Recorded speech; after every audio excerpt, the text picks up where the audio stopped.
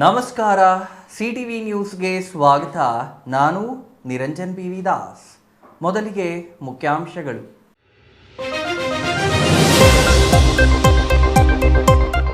ಮತ್ತೆ ವಿವಾದಗಳ ಸುಳಿಯಲ್ಲಿ ಚಿಕ್ಕಬಳ್ಳಾಪುರ ಹೆದ್ದಾರಿ ಅಗಲೀಕರಣ ಕಾಮಗಾರಿ. ನಗರ ವ್ಯಾಪ್ತಿಯ ಹೆದ್ದಾರಿ ಅಗಲೀಕರಣ ಇಷ್ಟ ಬಂದ ರೀತಿಯಲ್ಲಿ ನಡೆಯುತ್ತಿರುವ ಆರೋಪ. ಬಲಾಢ್ಯರಿಗೆ ಒಂದು ನ್ಯಾಯ, ಬಲಹೀನರಿಗೆ ಮತ್ತೊಂದು ನ್ಯಾಯದ ಆರೋಪ. ಮಾಜಿ ಮುಖ್ಯಮಂತ್ರಿ ಎಸ್.ಎಂ. ಕೃಷ್ಣ ವೇಧಿವಶ. ವಯೋಸಹಜ ಅನಾರೋಗ್ಯದಿಂದ ಆಸ್ಪತ್ರೆಯಲ್ಲಿ ಚಿಕಿತ್ಸೆ ಪಡೆಯುತ್ತಿದ್ದ ಎಸ್.ಎಂ. ಕೃಷ್ಣ ಕೇಂದ್ರ ಸಚಿವರಾಗಿ, ರಾಜ್ಯಪಾಲರಾಗಿ, ಮುಖ್ಯಮಂತ್ರಿಯಾಗಿ ಸೇವೆ.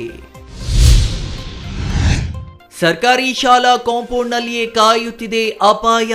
ಮನವಿ ಮಾಡಿದ್ರೂ ಗಮನ ಹರಿಸದ ಹೆದ್ದಾರಿ ಪ್ರಾಧಿಕಾರದ ಅಧಿಕಾರಿಗಳು. ಮಕ್ಕಳು ಆಡುವಾಗ ಅಪಾಯ ಎದುರಾದರೆ ಹೊಣೆ ಯಾರು? ಶಾಲಾ ಶಿಕ್ಷಕರಿಂದ ಆಕ್ರೋಶ. ಮಾಸಿಕ ವೇತನ 15,000 ನೀಡಲು ಆಗ್ರಹಿಸಿ ಆಶಾ ಕಾರ್ಯಕರ್ತೆಯರ ಪ್ರತಿಭಟನೆ. ಸಿಎಂ ಸಿದ್ದರಾಮಯ್ಯ ನೀಡಿದ್ದ ಭರವಸೆ ಈಡೇರಿಸುವಂತೆ ಆಗ್ರಹ. ಬೆಳಗಾಂ ಅಧಿವೇಶನದಲ್ಲಿ ಬೇಡಿಕೆ ಈಡೇರದಿದ್ದರೆ ಜನವರಿ 7ರಿಂದ ಅನಿರ್ದಿಷ್ಟ ಹೋರಾಟದ ಎಚ್ಚರಿಕೆ.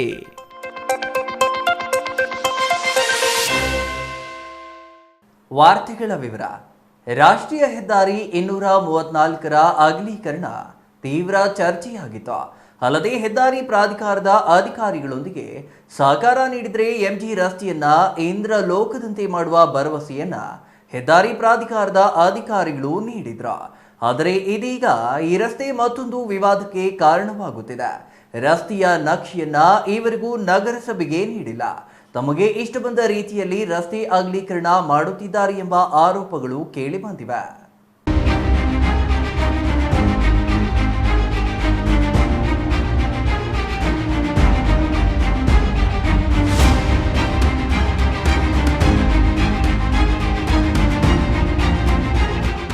ಹೌದು, ರಾಷ್ಟ್ರೀಯ ಹೆದ್ದಾರಿ 234ರ ಅಗಲೀಕರಣ ಆಗೋದಕ್ಕೂ ಮೊದಲೇ ತೀವ್ರ ವಿವಾದ ಸೃಷ್ಟಿಯಾಗಿತ್ತು. ಆದರೆ ನಗರಕ್ಕೆ ರಸ್ತೆ ಬೇಕು ಎಂಬ ಕಾರಣಕ್ಕೆ ರಸ್ತೆಯ ಅಕ್ಕಪಕ್ಕ ಇರುವ ಕಟ್ಟಡಗಳ ಮಾಲೀಕರು ಸಹಕರಿಸಿ ತಮ್ಮ ಕಟ್ಟಡಗಳನ್ನು ತಾವೇ ತೆರವು ಮಾಡುವ ಮೂಲಕ ರಸ್ತೆ ಅಗಲೀಕರಣಕ್ಕೆ ಸಹಕಾರ ನೀಡಿದ್ರು. ರಸ್ತೆ ಮಧ್ಯಭಾಗದಿಂದ 2 ಬದಿ 41 ಅಡಿಗಳಂತೆ ರಸ್ತೆ ಅಗಲೀಕರಣ ಮಾಡುವುದಾಗಿ ಹೆದ್ದಾರಿ ಪ್ರಾಧಿಕಾರದ ಅಧಿಕಾರಿಗಳು ಮಾಹಿತಿ ನೀಡಿದ್ರು. ಆದರೆ ಇದೀಗ ಅಗಲೀಕರಣದ ಬಗ್ಗೆ ಹಲವು ಆರೋಪಗಳು ಕೇಳಿ ಬಂದಿದ್ದು, ಇದಕ್ಕೆ ಹೆದ್ದಾರಿ ಪ್ರಾಧಿಕಾರದ ಅಧಿಕಾರಿಗಳೇ ಉತ್ತರಿಸಬೇಕಿದೆ. ಇನ್ನು ರಸ್ತೆ ಅಗಲೀಕರಣಕ್ಕೆ ಸಂಬಂಧಿಸಿ ನಕ್ಷೆಯನ್ನ ನಗರಸಭೆಗೆ ನೀಡಿಯೇ ಇಲ್ಲ ಎಂಬುದು ಮತ್ತೊಂದು ಪ್ರಮುಖ ಆರೋಪವಾಗಿದೆ. ಅಲ್ಲದೆ ಪ್ರಸ್ತುತ ರಸ್ತೆ 2 ಬದಿ ಚರಂಡಿ ನಿರ್ಮಾಣ ಕಾಮಗಾರಿ ನಡೆಯುತ್ತಿದ್ದು ಪೈಪ್ ಬದಲಾವಣೆ ಮಾಡಿಲ್ಲ, ಯುಜಿಡಿ ಸ್ಥಳಾಂತರ ಮಾಡಿಲ್ಲ ಎಂಬ ಆರೋಪಗಳ ಸರಮಾಲೆಯೇ ಕೇಳಿಬರುತ್ತಿದೆ. ಇನ್ನು ಈ ಹಿಂದೆ ರಸ್ತೆ ಪಕ್ಕದಲ್ಲಿದ್ದ ವಿದ್ಯುತ್ ಕಂಬಗಳನ್ನ ಸ್ಥಳಾಂತರ ಮಾಡುತ್ತಿದ್ದು, ಪ್ರಸ್ತುತ ರಸ್ತೆ ಅಗಲೀಕರಣಕ್ಕೆ ತಕ್ಕಂತೆ ವಿದ್ಯುತ್ ಕಂಬಗಳನ್ನ ನೆಡಬೇಕಿದೆ. ಆದರೆ ಹೆದ್ದಾರಿ ಪ್ರಾಧಿಕಾರದ ಅಧಿಕಾರಿಗಳು ತಮಗೆ ಇಷ್ಟ ಬಂದ ರೀತಿಯಲ್ಲಿ ವಿದ್ಯುತ್ ಕಂಬಗಳನ್ನ ನೆಡುತ್ತಿದ್ದಾರೆ ಎಂಬುದು ಇದೀಗ ಕೇಳಿ ಬರುತ್ತಿರುವ ಹೊಸ ಆರೋಪವಾಗಿದೆ. ಚಿಕ್ಕಬಳ್ಳಾಪುರ ಎಂಜಿ ರಸ್ತೆ ವಿಶಾಲವಾದ ರಸ್ತೆ ಮಾಡ್ತೀವಿ ಅಂತೇಳಿ ನ್ಯಾಷನಲ್ ಹೈವೇವರು ಭಾಳ ದೊಡ್ಡ ಮಾತುಗಳು ಹೇಳಿದ್ದು, ಪ್ರೆಸ್ ಮೀಟ್ ಮಾಡಿದ್ದು ಇಡೀ ನಗರಕ್ಕೆ ಗೊತ್ತಿರೋವಂಥ ವಿಚಾರ. ಆದರೆ ಅದೇ ನಗರದ ಬಹಳಷ್ಟು ಜನ ನಾಗರಿಕರು ಹಲವಾರು ದೂರುಗಳು ನಗರಸಭೆಗೆ ಕೊಡ್ತಾಯಿದ್ರು. ಕಾರಣ ಗುಣಮಟ್ಟದ ಕಾಮಗಾರಿ ಇಲ್ಲ, ಕಳಪೆ ಕಾಮಗಾರಿ, ಡ್ರೈನ್ಗಳು ಮಾಡ್ತಾಯಿದ್ದಾರೆ, ಕರೆಕ್ಟಾಗಿ ನೀರು ಅದ್ರಿಗೆ ಆಗ್ತಾಯಿಲ್ಲ, ಜೊತೆಗೆ ಕಂಬಗಳು ಅಳವಡಿಸ್ತಾ ಇದ್ದಾರೆ. ಆ ಕಂಬಗಳು ಬಲಾಢ್ಯರು ಇಲ್ಲ ಅವ್ರಿಗೆ ಆತ್ಮೀಯರಿರೋ ಜಾಗದಲ್ಲಿ 36 ಅಡಿಗೆ ಒಂದು ಕಂಬ ಹಾಕ್ತಾರೆ. ಇನ್ನು ಕೆಲವರು ಬಡವರಿರೋ ಜಾಗದಲ್ಲಿ 41 ಅಡಿಗೆ ಒಂದು ಹಾಕ್ತಾಯಿದ್ದಾರೆ, 38 ಅಡಿಗೆ ಒಂದು ಹಾಕ್ತಾಯಿದ್ದಾರೆ ಅಂತೇಳಿ ಭಾಳಷ್ಟು ದೂರುಗಳು ನಾಗರಿಕರು ನಮಗೆ ಭಾಳಷ್ಟು ವಿಚಾರಗಳು ಹೇಳಿದ್ದಕ್ಕೆ ಆಯಿತು ಒಂದು ಸಾರಿ ವೀಕ್ಷಣೆ ಮಾಡೋಣ ಅಂಥೇಳಿ ಈ ದಿನ ಬೆಳಗಿನ ಜಾವ ಎಲ್ಲ ವೀಕ್ಷಣೆ ಮಾಡೋಣ ಅಂತ ಹೋದಾಗ ತೀರಾ ನೋಡಿದ್ರೆ ಜನ ಹೇಳ್ತಾ ಇರೋದು ಕರೆಕ್ಟಾಗಿದೆ. ಅದೇ ರೀತಿ ಜನ ಕೂಡ ಬಹಳಷ್ಟು ಶಾಪುಗಳು ಇಡೀ ನಗರಸಭೆ ಅಧಿಕಾರಿಗಳಿಗೆ, ನಗರಸಭೆ ಸದಸ್ಯರುಗಳಿಗೆ, ಅಧ್ಯಕ್ಷರಿಗೆ, ಉಪಾಧ್ಯಕ್ಷರಿಗೆ, ಅದೇ ರೀತಿ ಎಲ್ಲ ಜನಪ್ರತಿನಿಧಿಗಳಿಗೂ ಕೂಡ ಶಾಪ ಹಾಕುವಂಥದ್ದು ಇಲ್ಲಿನ ನಾಗರಿಕರು ಮಾಡ್ತಾ ಇದ್ದಾರೆ. ಕಾರಣ ಏನು ಅಂತ ಹೇಳಿದ್ರೆ ರಸ್ತೆ ಅಗಲೀಕರಣ ಅಂತ ಹೇಳಿದ್ರು. ಇಲ್ಲಿ ರಸ್ತೆ ಅಗಲೀಕರಣ ಅಂತ ಆಗ್ತಾ ಇಲ್ಲ. ಕಾರಣ ರಸ್ತೆ ಎಷ್ಟಿದೆಯೋ ಅಷ್ಟೇ ಇದೆ, ಅದರ ಪಕ್ಕದಲ್ಲಿ ಮಾತ್ರ ಡ್ರೈನ್ ಮಾಡ್ತಾ ಇದ್ದಾರೆ. ಅದ್ರ ಜೊತೆಗೆ ಅಲ್ಲಿ ರಸ್ತೆಯಲ್ಲಿರ್ತಕ್ಕಂಥ ಪೈಪ್ಲೈನು ಶಿಫ್ಟ್ ಮಾಡಬೇಕಿತ್ತು, ಅದು ಕೂಡ ಇನ್ನೂ ಶಿಫ್ಟ್ ಮಾಡಿಲ್ಲ. ಅದ್ರ ಜೊತೆಗೆ UGD ಪೈಪ್ಲೈನ್ ಶಿಫ್ಟ್ ಮಾಡಬೇಕಿತ್ತು, ಅದು ಶಿಫ್ಟ್ ಮಾಡಿಲ್ಲ. ಇಂಥ ಒಂದು ಕಾಮಗಾರಿನ ಕೈಗೆತ್ಕೊಂಡಿದ್ದಾರೆ. ಆದರೆ ನಿಜವಾಗ್ಲೂ ಹೇಳ್ತೀನಿ, ಯಾರಿದ್ರು ಗುತ್ತಿಗೆದಾರರಿದ್ದಾರೆ ಕೂಡಲೇ ನಗರಕ್ಕೆ ಬಂದು ಅವರು ನಕ್ಷೆ ಏನು ಮಾಡ್ತಾ ಇದ್ದಾರೆ, ಅಗಲೀಕರಣದ ನಕ್ಷೆ ನಗರಸಭೆಗೆ ಇದುವರೆಗೂ ಹಸ್ತಾಂತರ ಮಾಡಿಲ್ಲ. ಮೊದಲು ಅದರ ಹಸ್ತಾಂತರ ಮಾಡಿ ನಗರಸಭೆಯ ಪ್ರತಿಯೊಬ್ಬ ಅಧ್ಯಕ್ಷರು ಮತ್ತು ಉಪಾಧ್ಯಕ್ಷರು, ಇಂಜಿನಿಯರ್ ಸೆಕ್ಷನ್ ಪ್ರತಿಯೊಬ್ಬರನ್ನು ಕರ್ಕೊಂಡು ಬಂದು ಅವ್ರ ನಕ್ಷೆ ಅಂತ ಕೆಲಸ ಮಾಡ್ತಾ ಇದ್ದಾರಲ್ಲ ಅಂತೇಳಿ ಮಾಡಬೇಕಿತ್ತು. ಅದು APMC ಮಾರುಕಟ್ಟೆ ಮುಂಭಾಗದಲ್ಲಿ, ದರ್ಗಾ ಮೊಹಲ್ಲಾ ಮುಂಭಾಗದಲ್ಲಿ ವಿದ್ಯುತ್ ಕಂಬಗಳನ್ನ ನಿಗದಿಗಿಂತ ಒಳಗೆ ಹಾಕಲಾಗಿದೆ ಎಂಬ ಆರೋಪಗಳಿವೆ. ಇನ್ನು ಶ್ರೀರಾಮ್ ಬಿಲ್ಡಿಂಗ್ ಬಳಿ ಹೆದ್ದಾರಿ ಪ್ರಾಧಿಕಾರದವರು ನಿರ್ಮಾಣ ಮಾಡುತ್ತಿರುವ ಚರಂಡಿಯನ್ನೇ ತಿರುಗಿಸಲಾಗಿದೆ. ನೇರವಾಗಿ ಸಾಗಬೇಕಾದ ಚರಂಡಿಯನ್ನ ತಿರುಗಿಸಿರುವುದಾದರೂ ಯಾಕೆ ಎಂಬ ಪ್ರಶ್ನೆಗೆ ಹೆದ್ದಾರಿ ಪ್ರಾಧಿಕಾರದ ಅಧಿಕಾರಿಗಳು ಉತ್ತರಿಸುತ್ತಿಲ್ಲ. ಇದೇ ಕಾರಣಕ್ಕೆ ಬಲಾಢ್ಯರಿಗೆ ಒಂದು ನ್ಯಾಯ, ಬಲಹೀನರಿಗೆ ಮತ್ತೊಂದು ನ್ಯಾಯವನ್ನ ಹೆದ್ದಾರಿ ಪ್ರಾಧಿಕಾರದ ಅಧಿಕಾರಿಗಳು ಮಾಡುತ್ತಿದ್ದಾರೆ ಎಂಬ ಆರೋಪಗಳು ಕೇಳಿಬಂದಿವೆ. ಇನ್ನು ಹೆದ್ದಾರಿ ಕಾಮಗಾರಿ ನಡೆಯುವ ವೇಳೆ ತಿಪ್ಪೇನಹಳ್ಳಿ ಸಮೀಪ ಚಿಕ್ಕಬಳ್ಳಾಪುರ ನಗರಕ್ಕೆ ಕುಡಿಯುವ ನೀರು ಸರಬರಾಜು ಮಾಡೋ ಪೈಪ್ಲೈನ್ ಒಡೆದಿದೆ. ಹೆದ್ದಾರಿ ಅಭಿವೃದ್ಧಿ ಕಾಮಗಾರಿ ವೇಳೆ ಪೈಪ್ಲೈನ್ ಒಡೆಯಲಾಗಿದ್ದು, ಇದು ಒಡೆದು 4 ತಿಂಗಳೇ ಕಳೆದರೂ ದುರಸ್ತಿ ಮಾಡಲು ಮಾತ್ರ ಮುಂದಾಗಿಲ್ಲ. ಇದರಿಂದ ಜಕ್ಕಲಮಡುಗು ನೀರು ಅಪಾರ ಪ್ರಮಾಣದಲ್ಲಿ ಪೋಲಾಗುತ್ತಿದ್ದು, ನೀರು ನಿಂತಾಗ ತ್ಯಾಜ್ಯ ನೀರು ಪೈಪ್ಗಳಿಗೆ ಸೇರಿ ಇಡೀ ನಗರಕ್ಕೆ ತ್ಯಾಜ್ಯ ನೀರು ಸರಬರಾಜು ಮಾಡುವ ಸ್ಥಿತಿ ಎದುರಾಗಿದೆ. ಪರಿಸ್ಥಿತಿ ಇಷ್ಟು ಗಂಭೀರವಾಗಿದ್ರೂ ಈ ಎಲ್ಲ ಆರೋಪಗಳನ್ನ ಸರಳವಾಗಿ ಹೆದ್ದಾರಿ ಪ್ರಾಧಿಕಾರದ ಅಧಿಕಾರಿಗಳು ತಳ್ಳಿ ಹಾಕಿದ್ದಾರೆ. ನಗರ ವ್ಯಾಪ್ತಿಯಲ್ಲಿ ರಸ್ತೆ ಅಗಲೀಕರಣ ಸಮರ್ಪಕವಾಗಿ ನಡೆಯುತ್ತಿದೆ, ಯಾವುದೇ ತಾರತಮ್ಯ ಮಾಡುತ್ತಿಲ್ಲ ಎಂದು ಹೇಳಿದ್ದಾರೆ. ಆದರೆ ಪ್ರಸ್ತುತ ಚರಂಡಿ ತಿರುವುಗಳು, ವಿದ್ಯುತ್ ಕಂಬಗಳನ್ನ ಒಳಗೆ ನೆಟ್ಟಿರುವ ಬಗ್ಗೆ ಪ್ರಶ್ನಿಸಿದರೆ ಅಧಿಕಾರಿಗಳು ನಿರುತ್ತರರಾಗಿದ್ದಾರೆ. ಇನ್ನು ಹೆದ್ದಾರಿ ಅಗಲೀಕರಣದ ನಕ್ಷೆ ಇವರಿಗೂ ನಗರಸಭೆಗೆ ಯಾಕೆ ನೀಡಿಲ್ಲ ಎಂಬ ಪ್ರಶ್ನೆಗೂ ಅಧಿಕಾರಿಗಳ ಬಳಿ ಉತ್ತರ ಇಲ್ಲವಾಗಿದೆ. ಮುಖ್ಯವಾಗಿ ಚಿಕ್ಕಬಳ್ಳಾಪುರ ನಗರದ MG ರಸ್ತೆಯಲ್ಲಿ ಹಾದು ಹೋಗಿರುವ ಕುಡಿಯುವ ನೀರಿನ ಪೈಪ್ಲೈನ್ ಮತ್ತು UGD ಪೈಪ್ಲೈನ್ ಎರಡನ್ನೂ ಹೆದ್ದಾರಿ ಪ್ರಾಧಿಕಾರದವರೇ ತಮ್ಮದೇ ಹಣದಲ್ಲಿ ಸ್ಥಳಾಂತರ ಮಾಡಿಕೊಡಬೇಕಿದೆ. ಆದರೆ ಈವರೆಗೂ ಯಾವುದೇ ಸ್ಥಳಾಂತರ ಮಾಡದೆ ಚರಂಡಿ ಕಾಮಗಾರಿ ಕೈಗೊಂಡಿದ್ದು, ಚರಂಡಿ ನಿರ್ಮಾಣವಾಗಿರುವ ಜಾಗಕ್ಕೆ ಮಾತ್ರ ರಸ್ತೆ ಎಂದು ಭಾವಿಸಿದ ಅಂಗಡಿ ಮಾಲೀಕರು ಈಗಾಗಲೇ ಕೆಡವಿದ್ದ ತಮ್ಮ ಕಟ್ಟಡಗಳನ್ನು ನಿರ್ಮಿಸಿಕೊಳ್ಳಲು ಮುಂದಾಗಿದ್ದಾರೆ. ಇದು ಚರಂಡಿ 4 ತಿಂಗಳಾಗೈತೆ ಕಿತ್ತಾಕಿ ಮಾಡಿಲ್ಲ. ರೋಡು ಪೈಪ್ಲೈನ್ ಹೋಗಿ 4 ತಿಂಗಳು ನೀರು ಟೌನ್ಗೆಲ್ಲ ಹೋತೈತೆ. ಪಾಪ ಅವರು ರೊಚ್ಚು ನೀರನ್ನೆಲ್ಲ ಕುಡಿತಾರೆ. ಇದು ಮಾಡಿದ್ರೆ ತಾನೇ ಸಮಸ್ಯೆನ ಇದನ್ನು ಬಗೆಹರಿಸ್ಬೇಕು. ಯಾರೂ ಬಂದಿಲ್ಲ. ನಾವು 4 ತಿಂಗಳಿಂದ ಹೇಳ್ತಾನೆ ಇದ್ದೀವಿ, ಯಾರೂ ಬಂದಿಲ್ಲ. ನಿಮ್ಗೆ ಯಾವ ಥರ ಸಮಸ್ಯೆ? ಅದೇ ಅಂಗಡಿಗೂ ತೊಂದರೆನೇ, ಪಾಪ ಜನ ನೀರು ಕುಡಿಯೋಕ್ಕೂ ತೊಂದರೆನೇ. ಇದು ನೀರು ಹೆಂಗೆ ಕುಡಿಯೋದು? ಇದು ಪೈಪು ಅದೇ ರಿವರ್ಸ್ ಹೋಗ್ತವೆ ನೀರೆಲ್ಲ. ಜನಗಳೆಲ್ಲರೂ ಕುಡಿತಾರೆ ಅದನ್ನು ಮಾಡೋಕ್ಕೆ ಕೇಳಿದ್ರೆ ಅವರು ಮೋರಿ ಆಗೋ ತನಕ ಮಾಡಲ್ಲ ಅಂತಾರೆ. ಯಾರೂ ಬಂದಿಲ್ಲ. ನಾವು ಫೋಟೋಗಳು ತೆಗೆಸಿ ಎಷ್ಟು ಸತಿ ಹಾಕಿದ್ದೀವಿ, ಯಾರೂ ಬಂದಿಲ್ಲ. ಇವತ್ತು ಬಂದವರಷ್ಟೇ. ಅದೇ ಓಡಾಡೋಕ್ಕೆ, ವ್ಯಾಪಾರಕ್ಕೆ, ಎಲ್ಲಕ್ಕ ತೊಂದರೆನೇ. ಸೊಳ್ಳೆಯಿಂದ ಜ್ವರಗಳು ಎಲ್ಲ, ಜ್ವರಗಳಿಂದ ಮಲ್ಕೊಂಡು ಅವರೆಲ್ಲನೂ ಅದೇ ಕಿತ್ತಾಕಿ ನೀರೆಲ್ಲ ಇಲ್ಲಿ ಬಂದು ಡೆಂಗು ಜ್ವರ, ಸೊಳ್ಳೆ ಎಲ್ಲ ಜಾಸ್ತಿ ಆಗಿದೆ, ಜ್ವರಗಳೆಲ್ಲ ಜಾಸ್ತಿ ಆಗಿದೆ. ಅವ್ರು ಎಷ್ಟು ಸತಿ ಹೇಳಿದ್ರು ಇಲ್ಲಿಗೆ ಬಂದಿಲ್ಲ. ಇವಾಗ ಇದನ್ನು ನಮಗೇನೋ ಒಂದು ಪರಿಹಾರ ಮಾಡಿಕೊಡ್ಬೇಕು. ಆದರೆ ಚರಂಡಿಯಾದ ನಂತರ ಮತ್ತೆ 2 ಮೀಟರ್ ಜಾಗದಲ್ಲಿ ಫುಟ್ಪಾತ್ ನಿರ್ಮಾಣ ಮಾಡಲು ಹೆದ್ದಾರಿ ಪ್ರಾಧಿಕಾರ ನಿರ್ಧರಿಸಿದ್ದು, ಪ್ರಸ್ತುತ ಕಟ್ಟಡಗಳನ್ನು ನಿರ್ಮಿಸಿಕೊಂಡಿರುವ ಮಾಲೀಕರು ಮತ್ತೆ ತಮ್ಮ ಕಟ್ಟಡಗಳನ್ನು ಕೆಡವಬೇಕಾದ ಸ್ಥಿತಿ ಎದುರಾಗಲಿದೆ ಎಂಬ ಆತಂಕ ಕಾಡುತ್ತಿದೆ. ಈ ಬಗ್ಗೆ ಸ್ಪಷ್ಟನೆಯನ್ನ ನಗರಸಭೆಯಾಗಲಿ ಹೆದ್ದಾರಿ ಪ್ರಾಧಿಕಾರದ ಅಧಿಕಾರಿಗಳಾಗಲಿ ಈವರೆಗೂ ನೀಡಿಲ್ಲ. ಇದರಿಂದಾಗಿ ಚರಂಡಿಗೆ ಮಾತ್ರ ರಸ್ತೆ ಎಂದು MG ರಸ್ತೆಯಲ್ಲಿರುವ ಎಲ್ಲಾ ಕಟ್ಟಡಗಳ ಮಾಲೀಕರು ಭಾವಿಸಿದ್ದಾರೆ. ಆದರೆ ಚರಂಡಿಯ ನಂತರ 2 ಮೀಟರ್ ಅಂದರೆ ಸುಮಾರು 6 ಅಡಿ ಪಾದಚಾರಿ ಮಾರ್ಗ ನಿರ್ಮಾಣವಾಗಲಿದೆ ಎಂಬ ಮಾಹಿತಿಯನ್ನ ಹೆದ್ದಾರಿ ಪ್ರಾಧಿಕಾರದ ಅಧಿಕಾರಿಗಳೇ ನೀಡಿದ್ದಾರೆ. ಆದರೆ ಪ್ರಸ್ತುತ ಕಟ್ಟಡಗಳಿಂದ ಕಟ್ಟಿಕೊಂಡವರ ಸ್ಥಿತಿ ಏನು ಎಂಬ ಪ್ರಶ್ನೆಗೆ ಅಧಿಕಾರಿಗಳಿಂದ ಉತ್ತರವಿಲ್ಲ. ಹಾಗಾಗಿ ಚರಂಡಿಯೇ ಅಂತಿಮವೇ ಅಥವಾ ಚರಂಡಿಯ ನಂತರವೂ ಪಾದಚಾರಿ ಮಾರ್ಗ ಬರಲಿದೆಯೇ ಎಂಬ ಬಗ್ಗೆ ನಗರಸಭೆಯಾಗಲಿ ಇಲ್ಲವೇ ರಾಷ್ಟ್ರೀಯ ಹೆದ್ದಾರಿ ಪ್ರಾಧಿಕಾರದ ಅಧಿಕಾರಿಗಳಾಗಲಿ ಮಾಹಿತಿ ನೀಡಬೇಕಾದ ಅಗತ್ಯವಿದೆ. ಒಟ್ಟಿನಲ್ಲಿ ರಾಷ್ಟ್ರೀಯ ಹೆದ್ದಾರಿ ಅಗಲೀಕರಣ ದಿನೇ ದಿನೇ ವಿವಾದಗಳಿಗೆ ಗುರಿಯಾಗುತ್ತಿದ್ದು, ಈ ವಿವಾದಗಳಿಂದ ಮುಕ್ತವಾಗಲು ಹೆದ್ದಾರಿ ಪ್ರಾಧಿಕಾರದ ಅಧಿಕಾರಿಗಳು ರಸ್ತೆ ಅಗಲೀಕರಣದ ಬಗ್ಗೆ ಸ್ಪಷ್ಟ ಮಾಹಿತಿಯನ್ನ ನಾಗರಿಕರಿಗೆ ನೀಡಬೇಕಿದೆ. ಆದರೆ ಅವರು ನೀಡಲು ಮುಂದೆ ಬರಲಿದ್ದಾರೆಯೇ ಇಲ್ಲವೇ ಎಂಬುದನ್ನ ಕಾದು ನೋಡಬೇಕಿದೆ. Nandakumar, CTV news, Chikkaballapur.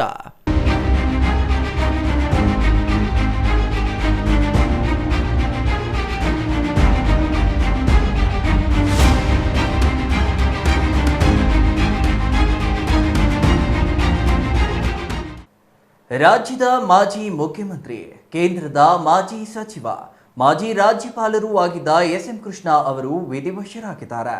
92 ವರ್ಷ ವಯಸ್ಸಿನ ಎಸ್.ಎಂ. ಕೃಷ್ಣ ಅವರು ಕಳೆದ ಕೆಲ ದಿನಗಳಿಂದ ವಯೋಸಹಜ ಅನಾರೋಗ್ಯಕ್ಕೆ ತುತ್ತಾಗಿದ್ದು ಆಸ್ಪತ್ರೆಯಲ್ಲಿ ಚಿಕಿತ್ಸೆ ಪಡೆಯುತ್ತಿದ್ದರು.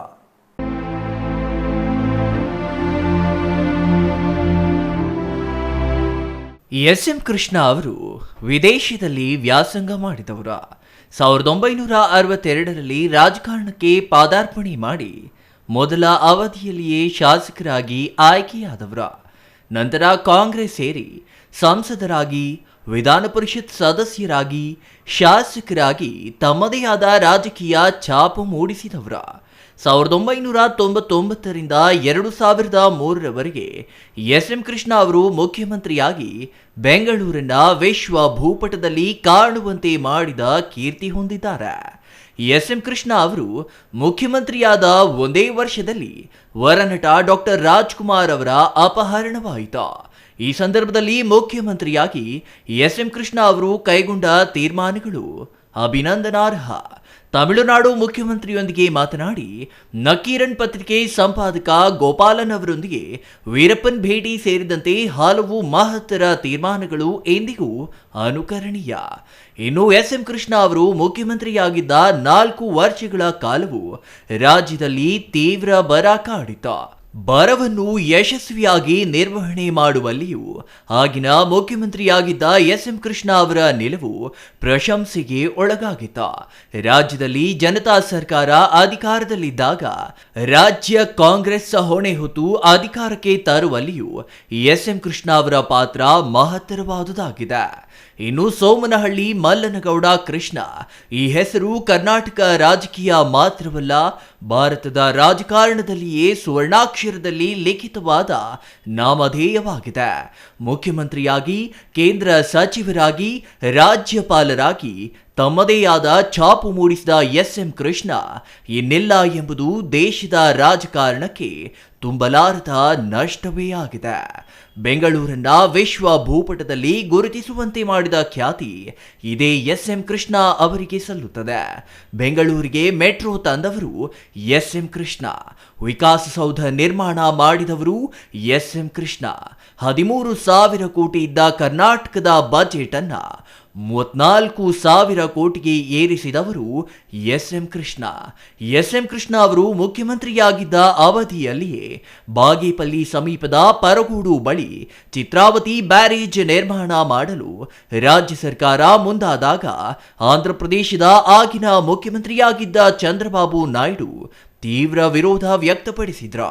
ಪರಗೂಡು ರಿಸರ್ವಾಯರ್ ನಿರ್ಮಾಣ ವಿರೋಧಿಸಿ ಆಂಧ್ರದ ಸಚಿವರು ಪ್ರತಿಭಟನೆಗೆ ಮುಂದಾದ ವೇಳೆ ಸಮರ್ಥವಾಗಿ ನಿಭಾಯಿಸಿದ ಆಗಿನ ಮುಖ್ಯಮಂತ್ರಿ ಎಸ್.ಎಂ. ಕೃಷ್ಣ ಚಿತ್ರಾವತಿ ಬ್ಯಾರೇಜ್ ನಿರ್ಮಾಣ ಮಾಡಿ ಬಾಗೇಪಲ್ಲಿ ಪಟ್ಟಣಕ್ಕೆ ಎಂದು ಕುಡಿಯುವ ನೀರೊದಗಿಸಲು ಚಿತ್ರಾವತಿ ಬ್ಯಾರೇಜ್ ಸಹಕಾರಿಯಾಗಲು ಎಸ್.ಎಂ. ಕೃಷ್ಣ ಅವರೇ ಕಾರಣರಾಗಿದ್ದಾರೆ. 92 ವರ್ಷದ ಹಣ್ಣು ರಾಜಕಾರಣಿ ಎಸ್.ಎಂ. ಕೃಷ್ಣ ಅವರ ನಿಧನ ಇಡೀ ರಾಜ್ಯವನ್ನ ಶೋಕ ಸಾಗರದಲ್ಲಿ ಮುಳುಗಿಸಿದೆ.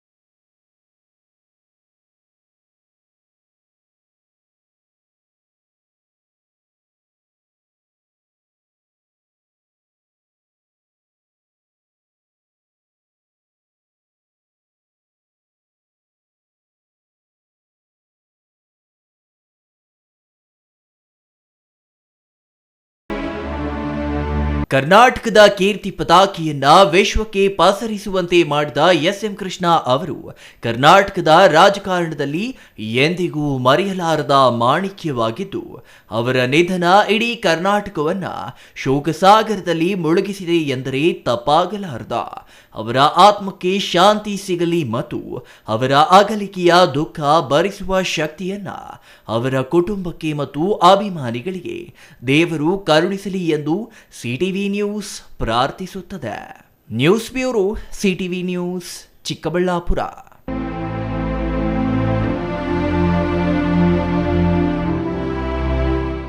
ಅದು ಬಡವರ ಮಕ್ಕಳೇ ವ್ಯಾಸಂಗ ಮಾಡೋ ಸರ್ಕಾರಿ ಶಾಲೆ ಎಂದರೆ ಮೂಗು ಮುರಿಯೋ ಪರಿಸ್ಥಿತಿ ಇರೋ ಈ ಸಂದರ್ಭದಲ್ಲಿ ಅಲ್ಲಿ ಟ್ರಾನ್ಸ್ಫಾರ್ಮರ್ ಕಾಂಪೌಂಡ್ಗೆ ಹೊಂದಿಕೊಂಡೇ ಇದೆ.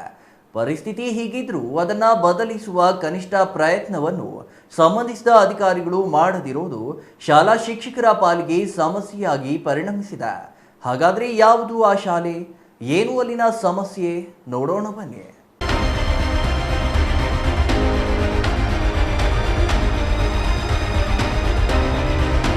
ವೀಕ್ಷಕರೇ, ನೀವು ನೋಡುತ್ತಿದ್ದೀರಲ್ಲ, ಇದು ಚಿಕ್ಕಬಳ್ಳಾಪುರ ತಾಲೂಕಿನ ತಿಪ್ಪೇನಹಳ್ಳಿ ಸರ್ಕಾರಿ ಶಾಲೆ. ಇದೇ ಶಾಲೆಯ ಕಾಂಪೌಂಡ್ಗೆ ಹೊಂದಿಕೊಂಡೇ ಇದೆ ಟ್ರಾನ್ಸ್ಫಾರ್ಮರ್. ಇಲ್ಲಿರೋ ಟ್ರಾನ್ಸ್ಫಾರ್ಮರ್ ಮೊದಲಿನಿಂದ ಇರೋದಲ್ಲ, ಬದಲಿಗೆ ಇತ್ತೀಚೆಗೆ ರಾಷ್ಟ್ರೀಯ ಹೆದ್ದಾರಿ ಪ್ರಾಧಿಕಾರದವರು ರಾಷ್ಟ್ರೀಯ ಹೆದ್ದಾರಿ 234 ಅಭಿವೃದ್ಧಿ ಪಡಿಸಲು ಕಾಮಗಾರಿ ಆರಂಭಿಸಿದಿರಲ್ಲ, ಆಗ ಎಲ್ಲೋ ಇದ್ದ ಟ್ರಾನ್ಸ್ಫಾರ್ಮರ್ ತಂದು ಇಲ್ಲಿ ಹಾಕಿದ್ದಾರೆ. ಇಲ್ಲಿ ಮಕ್ಕಳು ಆಟವಾಡುತ್ತಿರುತ್ತಾರೆ.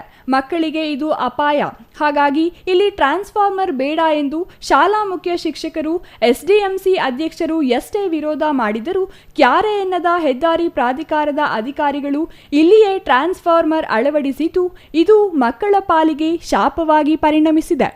ಪ್ರತಿನಿತ್ಯ ಶಾಲಾ ಅವಧಿಯಲ್ಲಿಯೇ ಮಕ್ಕಳಿಗೆ ದೈಹಿಕ ಶಿಕ್ಷಣ ತರಗತಿಗಳು, ಆಟಗಳು ನಡೆಸುವುದು ಸಾಮಾನ್ಯ. ಹೀಗೆ ಆಟ ಆಡಲು ಹೊರಗೆ ಬರುವ ಮಕ್ಕಳನ್ನು ಟ್ರಾನ್ಸ್ಫಾರ್ಮರ್ ಬಳಿ ಸುಳಿಯದಂತೆ ತಡೆಯುವುದೇ ಶಾಲಾ ಶಿಕ್ಷಕರಿಗೆ ದೊಡ್ಡ ಸಮಸ್ಯೆಯಾಗಿ ಪರಿಣಮಿಸಿದೆ. ಹಾಗಾಗಿಯೇ ಹಲವು ಬಾರಿ ಈ ಟ್ರಾನ್ಸ್ಫಾರ್ಮರ್ ಬದಲಿಸುವಂತೆ ಹೆದ್ದಾರಿ ಪ್ರಾಧಿಕಾರದ ಅಧಿಕಾರಿಗಳಿಗೆ ಮನವಿ ಮಾಡಿದರೂ ಅವರು ಇತ್ತ ಗಮನ ಹರಿಸಿಲ್ಲವಂತೆ. ಹಾಗಂತ ಶಾಲೆಯ ಮುಖ್ಯ ಶಿಕ್ಷಕಿಯವರೇ ಹೇಳಿದ್ದಾರೆ, ಕೇಳಿ. ನಮಸ್ಕಾರ, ನನ್ನ ಹೆಸರು ಗಾಯತ್ರಿ ಅಂತ. ನಾನು ಸರ್ಕಾರಿ ಹಿರಿಯ ಪ್ರಾಥಮಿಕ ಶಾಲೆ ತಿಪ್ಪೇನಹಳ್ಳಿಯಲ್ಲಿ ಮುಖ್ಯ ಶಿಕ್ಷಕಿಯಾಗಿ ಕೆಲಸ ನಿರ್ವಹಿಸ್ತಾ ಇದ್ದೇನೆ. ನಮ್ಮ ಶಾಲೆಯ ಹೊರಗಡೆ ಟ್ರಾನ್ಸ್ಫಾರ್ಮರನ್ನು ಅಳವಡಿಸಿರ್ತಾರೆ. ಅದು ಈಗ ಮಕ್ಕಳಿಗೆ ಸಂಜೆ ಆಟ ಆಡಬೇಕಾದ್ರೆ ಎಲ್ಲನೂ ಕಾಂಪೌಂಡ್ ಗೋಡೆ ಹತ್ತಿದಾಗ ಅದು ತಗುಲುವ ರೀತಿಯಲ್ಲಿರುತ್ತೆ. ಮುಂದೆ ಅನಾಹುತಗಳಾಗೋಗ್ತಕ್ಕಂಥ ಅವಕಾಶಗಳು ಹೆಚ್ಚಾಗಿರುತ್ತೆ. ದಯವಿಟ್ಟು ಇದನ್ನು ತೆಗೆದು ನಮಗೆ ತೆರವುಗೊಳಿಸ್ಕೊಡ್ಬೇಕಾಗಿ ಈ ಮೂಲಕ ವಿನಂತಿಸ್ಕೊಳ್ತೇನೆ. ಕೇಳಿದ್ರಲ್ಲ, ತಿಪ್ಪೇನಹಳ್ಳಿ ಸರ್ಕಾರಿ ಶಾಲೆ ಮುಖ್ಯ ಶಿಕ್ಷಕಿ ಗಾಯತ್ರಿ ಅವರ ಮಾತುಗಳನ್ನು. ಅಲ್ಲಿ ಟ್ರಾನ್ಸ್ಫಾರ್ಮರ್ ಇರೋದರಿಂದ ಇಲ್ಲಿ ಯಾವುದೇ ಕ್ಷಣದಲ್ಲಿ ಅನಾಹುತ ಸಂಭವಿಸುವ ಆತಂಕ ಕಾಡುತ್ತಿದೆ. ಅದನ್ನು ಶಾಲಾ ಸಮೀಪದಿಂದ ತೆರವುಗೊಳಿಸಲು ಪದೇ ಪದೇ ಮನವಿ ಮಾಡಿದರೂ ಅಧಿಕಾರಿಗಳು ಗಮನವೇ ಹರಿಸಲಿಲ್ವಂತೆ. ಈಗಲಾದರೂ ಹೆದ್ದಾರಿ ಪ್ರಾಧಿಕಾರದ ಅಧಿಕಾರಿಗಳು ಇತ್ತ ಗಮನ ಹರಿಸಿ ಟ್ರಾನ್ಸ್ಫಾರ್ಮರ್ ಭೀತಿಯನ್ನು ದೂರ ಮಾಡುವಂತೆ ಅವರು ಮನವಿ ಮಾಡಿದ್ದಾರೆ. ಇನ್ನು ಸರ್ಕಾರಿ ಶಾಲೆ ಎಸ್ಡಿಎಂಸಿ ಅಧ್ಯಕ್ಷ ವೆಂಕಟೇಶ್ ಮಾತನಾಡಿ, ಹೆದ್ದಾರಿ ಪ್ರಾಧಿಕಾರದವರು ಶಾಲಾ ಮಕ್ಕಳಿಗೆ ತೀವ್ರ ತೊಂದರೆ ನೀಡುತ್ತಿದ್ದಾರೆ. ಶಾಲಾ ಮುಖ್ಯ ಶಿಕ್ಷಕರು, ಎಸ್ಡಿಎಂಸಿ ಅಧ್ಯಕ್ಷರು ಮನವಿ ಮಾಡಿದರೂ ಗಮನ ಹರಿಸಿಲ್ಲ. ಮಕ್ಕಳು ಆಟವಾಡುವಾಗ ಅನಾಹುತ ಸಂಭವಿಸಿದರೆ ಯಾರು ಹೊಣೆ ಎಂದು ಪ್ರಶ್ನಿಸಿದರು. ಸರ್, ಇಲ್ಲಿ ನ್ಯಾಷನಲ್ ಹೈವೇ ಅವರಿಂದ ನಮಗೆ ಸ್ಕೂಲ್ಗೆ ತುಂಬ ತೀರ ತೊಂದರೆ ಆಗ್ತಾಯಿದೆ. ನಾನೊಬ್ಬ SDMC ಅಧ್ಯಕ್ಷನಾಗ ಅವ್ರಿಗೆ ಹೇಳಿದ್ರು ಕೂಡ ಅವರು ಗಮನಕ್ಕೆ ತಗೊತಾ ಇಲ್ಲ. ಕಾರಣ ಏನಂದರೆ ಸರ್, ಇದು ಟ್ರಾನ್ಸ್ಫಾರಮು 100 ಮೀಟ್ರ್ ದೂರ ಇರಬೇಕು ಕಾಂಪೌಂಡಿಂದ. 11 KV ಬಂದು ಹತ್ತಿರ ಇರೋದ್ರಿಂದ ನಮ್ಮ ಮಕ್ಕಳು ಸ್ಕೂಲು ಬಿಟ್ಟಾಗ ಇಲ್ಲ ಸ್ಕೂಲ್ ಟೈಮಲ್ಲಿ ಆಟ ಆಡೋವಾಗ, ಸ್ಪೋರ್ಟ್ಸ್ ಆಡೋವಾಗ ಬಾಲನಾದರೂ ಬಂದರೆ 11 KVಗೆ ಟಚ್ ಆಗಿ ಮಕ್ಕಳಿಗೆ ತೀರ ಅನಾನುಕೂಲ ಆಗುತ್ತೆ. ಅದರಿಂದ ಸ್ವಲ್ಪ ಹೇಳಿದ್ರೆ ಅವ್ರು ಕೇಳ್ತಾನೆ ಇಲ್ಲ ಸರ್. ಸುಮಾರು ಅವ್ರಿಗೆ ಕಾಂಟ್ರಾಕ್ಟರ್ಗೆ ಒಂದು 50 ಸತಿ ಹೇಳಿದ್ದೀನಿ, ಫೋನೇ ಮಾಡಿದ್ದೀನಿ, ಫೋನೇ ಲಿಫ್ಟ್ ಮಾಡಲ್ಲ. ಅದಕ್ಕೆ ಒಂಚೂರು ಸರಿ ಮಾಡಿಕೊಡ್ಬೇಕು ಅಂತೇಳಿ ನಿಮ್ಮಲ್ಲಿ ಮನವಿ ಸರ್. ಮಕ್ಕಳು ಆಟವಾಡುವಾಗ ಅನಾಹುತ ಸಂಭವಿಸಿದರೆ ಯಾರು ಹೊಣೆ ಎಂದು ಪ್ರಶ್ನಿಸಿರುವ ವೆಂಕಟೇಶ್, ಗುತ್ತಿಗೆದಾರನಿಗೆ ಎಷ್ಟು ಬಾರಿ ಹೇಳಿದರೂ ಗಮನವೇ ಹರಿಸಿಲ್ಲ ಎಂದು ಆರೋಪಿಸಿದರು. ಸರ್, ಇಲ್ಲಿ ಜಕ್ಕಲಮಡಗದ ಪೈಪ್ಲೈನು ಹೊರಟೋಗ್ಬಿಟ್ಟು ಸುಮಾರು 4 ತಿಂಗಳಾಗಿದೆ. ಅಲ್ಲಿ ನೀರು ಓಪನ್ ಆಗಿಬಿಟ್ಟು ಅಲ್ಲೇ ನಿಂತ್ಕೊತವೆ. ತಿರುಗಿ ನೀರು ಅದೇ ನೀರನ್ನ ಎಳ್ಕೊಂಡು ನಗರದವ್ರು ಕುಡಿತಾ ಇದ್ದಾರೆ. ನಮ್ಮ ತಿಪ್ಪೇನಹಳ್ಳಿ ಪಂಚಾಯತಿ ಇಲ್ಲೇ ಮೇಯ್ನು ಇದೋಗಿದೆ ಪೈಪು. ಒಡೆದೋಗಿದೆ ಸರ್. ಅವರು ಗೇಟ್ ವಾಲು ನಮ್ಮ ವಾಟರ್ ಮ್ಯಾನು ಪಾಪ ಕೈಗೆ ತೋಡ್ತಾರೆ, ಅವರು ಅದನ್ನು ಸರಿಪಡಿಸ್ತಾ ಇಲ್ಲ. ನ್ಯಾಷನಲ್ ಹೈವೇ ಅವರಿಂದ ನಮ್ಮೂರಿಗೆ ತೀರಾ ತೊಂದರೆ ಆಗ್ತಾಯಿದೆ. ಕೆಳಗಡೆ ಫಿಲ್ಟ್ರ್ ವಾಟ್ರ್ ಹತ್ರ ಎಷ್ಟೋ ಮನೆಗಳಿಗೆ ನೀರೇ ಇಲ್ಲ, ಅವ್ರ ಪೈಪ್ಲೈನ್ ಕಿತ್ತಾಕ್ಬಿಟ್ಟು ಆ ಥರ ಸಮಸ್ಯೆ ಆಗಿದೆ ಸರ್. ಒಟ್ಟಿನಲ್ಲಿ ರಾಷ್ಟ್ರೀಯ ಹೆದ್ದಾರಿ ಪ್ರಾಧಿಕಾರದ ಅಧಿಕಾರಿಗಳ ನಿರ್ಲಕ್ಷ್ಯ ಇದೀಗ ಬಯಲಾಗುತ್ತಿದ್ದು, ಇಲ್ಲಿನ ಶಾಲೆಯ ಸಮಸ್ಯೆಗೆ ಕೂಡಲೇ ಪರಿಹಾರ ನೀಡದಿದ್ದರೆ ಹೆದ್ದಾರಿ ಪ್ರಾಧಿಕಾರದ ವಿರುದ್ಧ ಹೋರಾಟ ನಡೆಸುವ ಎಚ್ಚರಿಕೆಯನ್ನು ತಿಪ್ಪೇನಹಳ್ಳಿ ಗ್ರಾಮಸ್ಥರು ನೀಡಿದ್ದಾರೆ. ಅಲ್ಲದೆ ಶಾಲಾ ಮಕ್ಕಳಿಗೆ ಅಥವಾ ಇತರರಿಗೆ ಇಲ್ಲಿ ಯಾವುದೇ ರೀತಿಯ ಅಪಾಯ ಎದುರಾದರೆ ಅದಕ್ಕೆ ಹೆದ್ದಾರಿ ಪ್ರಾಧಿಕಾರದ ಅಧಿಕಾರಿಗಳೇ ನೇರ ಹೊಣೆಯಾಗಲಿದ್ದಾರೆ ಎಂದು ಗ್ರಾಮಸ್ಥರು ಆರೋಪಿಸಿದ್ದಾರೆ. Nandakumar, CTV news, Chikkaballapur. ಬೆಳಗಾವಿ ಅಧಿವೇಶನದಲ್ಲಿ ಆಶಾ ಕಾರ್ಯಕರ್ತೆಯರ ಮಾಸಿಕ ಗೌರವಧನ 15,000ಕ್ಕೆ ಏರಿಕೆ ಮಾಡಿ ಆದೇಶ ಹೊರಡಿಸದಿದ್ದರೆ ಜನವರಿಯಿಂದಲೇ ಅನಿರ್ದಿಷ್ಟಾವಧಿ ಮುಷ್ಕರ ಹಮ್ಮಿಕೊಳ್ಳುವುದಾಗಿ ಆಶಾ ಕಾರ್ಯಕರ್ತೆಯರು ಸರ್ಕಾರಕ್ಕೆ ಎಚ್ಚರಿಕೆ ನೀಡಿದರು. ಮಾಸಿಕ ಕನಿಷ್ಠ 15,000 ನಮ್ಮ ಹಕ್ಕು. ಚಿಕ್ಕಬಳ್ಳಾಪುರ ಜಿಲ್ಲಾಡಳಿತ ಭವನದ ಎದುರು ಎಐಯುಟಿಯುಸಿ ನೇತೃತ್ವದಲ್ಲಿ ರಾಜ್ಯ ಸಂಯುಕ್ತ ಆಶಾ ಕಾರ್ಯಕರ್ತೆಯರ ಸಂಘ ವಿವಿಧ ಬೇಡಿಕೆಗಳ ಈಡೇರಿಕೆಗೆ ಆಗ್ರಹಿಸಿ ಇಂದು ಪ್ರತಿಭಟನೆ ನಡೆಸಿ ಅಪರ ಜಿಲ್ಲಾಧಿಕಾರಿ ಭಾಸ್ಕರ್ ಅವರಿಗೆ ಮನವಿ ಸಲ್ಲಿಸಿತು. ಬೆಂಗಳೂರಿನಲ್ಲಿ 1 ವರ್ಷದ ಹಿಂದೆ ಆಶಾ ಕಾರ್ಯಕರ್ತೆಯರು ನಡೆಸಿದ ಪ್ರತಿಭಟನೆ ವೇಳೆ ಮುಖ್ಯಮಂತ್ರಿ ಸಿದ್ದರಾಮಯ್ಯ ನೀಡಿದ ಭರವಸೆ ಈಡೇರಿಸಿ ನುಡಿದಂತೆ ನಡೆವ ಸರ್ಕಾರ ಎನಿಸಿಕೊಳ್ಳಬೇಕೆಂದು ಹೇಳಿದರು. ಬೆಳಗಾಂ ಅಧಿವೇಶನದಲ್ಲಿ ಪ್ರಥಮ ಆದ್ಯತೆಯಾಗಿ ಆಶಾ ಕಾರ್ಯಕರ್ತರ ವಿಷಯವನ್ನು ಚರ್ಚೆಗೆ ಎತ್ತಿಕೊಂಡು ಎಲ್ಲ ಬೇಡಿಕೆಗಳನ್ನು ಈಡೇರಿಸಬೇಕು. ಇಲ್ಲವಾದಲ್ಲಿ ನೂತನ ವರ್ಷ 2025 ಜನವರಿಯಿಂದಲೇ ಬೆಂಗಳೂರಿನಲ್ಲಿ ಅನಿರ್ದಿಷ್ಟಾವಧಿ ಹೋರಾಟ ಮಾಡುವುದಾಗಿ ಎಚ್ಚರಿಕೆ ನೀಡಿದರು. ನಾವು ಸುಮಾರು 15 ವರ್ಷಗಳಿಂದ ದುಡಿಯುತ್ತಿದ್ದೇವೆ. ಆದ್ದರಿಂದ ನಮಗೆ ತಿಂಗಳಿಗೆ 15,000 ಗೌರವಧನ ಕೊಡಲೇಬೇಕೆಂದು ನಾವು ಒತ್ತಾಯ ಮಾಡುತ್ತಿದ್ದೇವೆ. ಅದರ ಪ್ರಕಾರ ನಾವು 1 ವರ್ಷದ ಹಿಂದೆ ಹೋರಾಟ ಮಾಡಿದ್ದೀವಿ. ಮುಖ್ಯಮಂತ್ರಿಯವರು ನಮಗೆ ಮಾತು ಕೊಟ್ಟಿದ್ದಾರೆ, ನಿಮಗೆ ನಿಮ್ಮ ಬೇಡಿಕೆಗಳನ್ನು ಈಡೇರಿಸುತ್ತೇನೆ, ದಯವಿಟ್ಟು ನಿಮ್ಮ ಹೋರಾಟವನ್ನು ಹಿಂತೆಗೆದುಕೊಳ್ಳಿ ಅಂತ. ಅದಕ್ಕೆ ನಾವು ತಾತ್ಕಾಲಿಕವಾಗಿ ನಮ್ಮ ಹೋರಾಟವನ್ನು ಇಷ್ಟು ದಿವಸ ನಿಲ್ಲಿಸಿದ್ದೆವು. ಅದರಿಂದ ಈಚೆಗೆ 15 ಮೀಟಿಂಗ್ಗಳಾಗಿದ್ದಾವೆ. ಆದರೆ ನಮ್ಮ ಮನಸ್ಫೂರ್ತಿಯಾಗಿ ನಮಗೆ ಸಮರ್ಪಕವಾಗಿ ಅವರು ಉತ್ತರ ಕೊಟ್ಟಿಲ್ಲ, ನಮಗೆ ಗೌರವಧನ ಬಂದಿಲ್ಲ. ಆದ್ದರಿಂದ ಎಲ್ಲರೂ ಒಟ್ಟಾಗಿ ಸೇರಿ ಇಡೀ ಎಲ್ಲ ಜಿಲ್ಲೆಗಳಲ್ಲಿ ನಾವು ಒತ್ತಾಯ ಮಾಡುತ್ತಿದ್ದೇವೆ. ಬೆಳಗಾಂ ಅಧಿವೇಶನದಲ್ಲಿ ನಮ್ಮೆಲ್ಲ ಆಶಾ ಕಾರ್ಯಕರ್ತರ ಬೇಡಿಕೆಗಳನ್ನು ಈಡೇರಿಸಲೇಬೇಕು. ಇಲ್ಲವಾದ ಪಕ್ಷದಲ್ಲಿ ನಾವು ಜನವರಿ 7ನೇ ತಾರೀಕಿಂದ ನಂತರ ಬರುವ ವರ್ಷದಿಂದ ನಾವು ಅನಿರ್ದಿಷ್ಟ ಮುಷ್ಕರ ಮಾಡುತ್ತೇವೆ. ಈ ಮೂಲಕ ನಮ್ಮೆಲ್ಲ ರಾಜ್ಯದ ಎಲ್ಲ ಆಶಾ ಕಾರ್ಯಕರ್ತರು ನಾವು ಆಗ್ರಹಪಡಿಸುತ್ತಿದ್ದೇವೆ. ಕೇಂದ್ರ ಮತ್ತು ರಾಜ್ಯ ಸರ್ಕಾರಗಳಿಂದ ಈಗ ಆಶಾ ಕಾರ್ಯಕರ್ತೆಯರಿಗೆ ಇರುವ ಗೌರವಧನ ಮತ್ತು ಪ್ರೋತ್ಸಾಹಧನ ಸೇರಿಸಿ ಒಟ್ಟು 12,000 ಮತ್ತು ತಮ್ಮ ಪ್ರಣಾಳಿಕೆಯಲ್ಲಿ ಭರವಸೆ ನೀಡಿದ 3,000 ಹೆಚ್ಚಳ ಸೇರಿಸಿ ಒಟ್ಟು 15,000 ಮಾಸಿಕ ಗೌರವಧನ ನಿಗದಿಯಾಗಬೇಕು. ನಗರ ಆಶಾ ಕಾರ್ಯಕರ್ತೆಯರ ಹೆಚ್ಚುವರಿ ಕೆಲಸ ಮತ್ತು ನಗರ ಜೀವನದ ದುಬಾರಿ ಖರ್ಚು ವೆಚ್ಚಗಳಿಗೆ ಅನುಗುಣವಾಗಿ ಕನಿಷ್ಠ 20,000 ಗೌರವಧನ ಹೆಚ್ಚಾಗಿ ಮಾಡಬೇಕು. ಮೊಬೈಲ್ ಕೆಲಸಗಳನ್ನು ಒತ್ತಾಯಪೂರ್ವಕವಾಗಿ ಮಾಡಿಸಿಕೊಳ್ಳುತ್ತಿರುವುದನ್ನು ಕೈಬಿಡಿ ಅಥವಾ ಮೊಬೈಲ್ ಡೇಟಾ ಒದಗಿಸಿ ಮೊಬೈಲ್ ಕೆಲಸಗಳಿಗೆ ಪ್ರೋತ್ಸಾಹಧನ ನಿಗದಿ ಮಾಡುವುದು ಸೇರಿದಂತೆ ಹಲವು ಬೇಡಿಕೆಗಳ ಈಡೇರಿಕೆಗೆ ಒತ್ತಾಯಿಸಿ ಮನವಿ ಸಲ್ಲಿಸಲಾಯಿತು. ಕೆಲಸ ಅಂತೇಳಿ ನಮ್ಮನ್ನು ಫಸ್ಟ್ ಆಶಾ ಕಾರ್ಯಕರ್ತೆಯಿಂದ ತಗೊಂಡಿದ್ದು ಬರೀ ಗರ್ಭಿಣಿಯವ್ರು ಮಾತ್ರ ನಿಮ್ಮ ಮೂಲ ಉದ್ದೇಶ ಅಂತ ನಮ್ಮನ್ನು ತಗೊಂಡಿರೋದು ಕೆಲಸಕ್ಕೆ. ಇವಾಗ ನೋಡಿದ್ರೆ 24 ಗಂಟೆ ಕೆಲಸನೂ ನಾವೇ ಮಾಡ್ತಾಯಿದ್ದೀವಿ. ಯಾವುದೇ ಗರ್ಭಿಣಿ ಇರಲಿ, ಬಾಣಂತಿ ಇರಲಿ, TV ಕೇಸ್ ಇರಲಿ, ಪ್ರತಿಯೊಂದೂ ನಾವೇ ನೋಡ್ಕೋಬೇಕು. ಮತ್ತು ಎಷ್ಟೊತ್ತಲ್ಲಾದರೂ ಆಗಲಿ ಡೆಲಿವರಿಗೆ ನಾವೇ ಹೋಗಬೇಕು. ಎಲ್ಲ ಕೆಲಸನೂ ನಮ್ಮ ಹತ್ರ ಲಾರ್ವಾ ಸರ್ವೆಯಿಂದ ಹಿಡಿದು ಪ್ರತಿಯೊಂದು ಕೆಲಸನೂ ನಮ್ಮ ಹತ್ರನೇ ಮಾಡಿಸ್ತಾರೆ.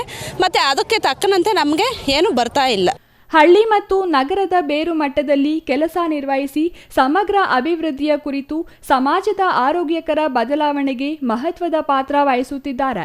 ತೀವ್ರ ಅನಾರೋಗ್ಯ ಚಿಕಿತ್ಸೆ ಪಡೆಯುವ ಅವಧಿಯಲ್ಲಿ ಕನಿಷ್ಠ 3 ತಿಂಗಳು ರಾಜ್ಯ ಸರ್ಕಾರದ ನಿಶ್ಚಿತ ಗೌರವಧನ ಮತ್ತು ರೊಟೀನ್ ಚಟುವಟಿಕೆಗಳ ನಿಗದಿತ ಪ್ರೋತ್ಸಾಹಧನ ನೀಡಬೇಕೆಂದು ಒತ್ತಾಯಿಸಿದರು.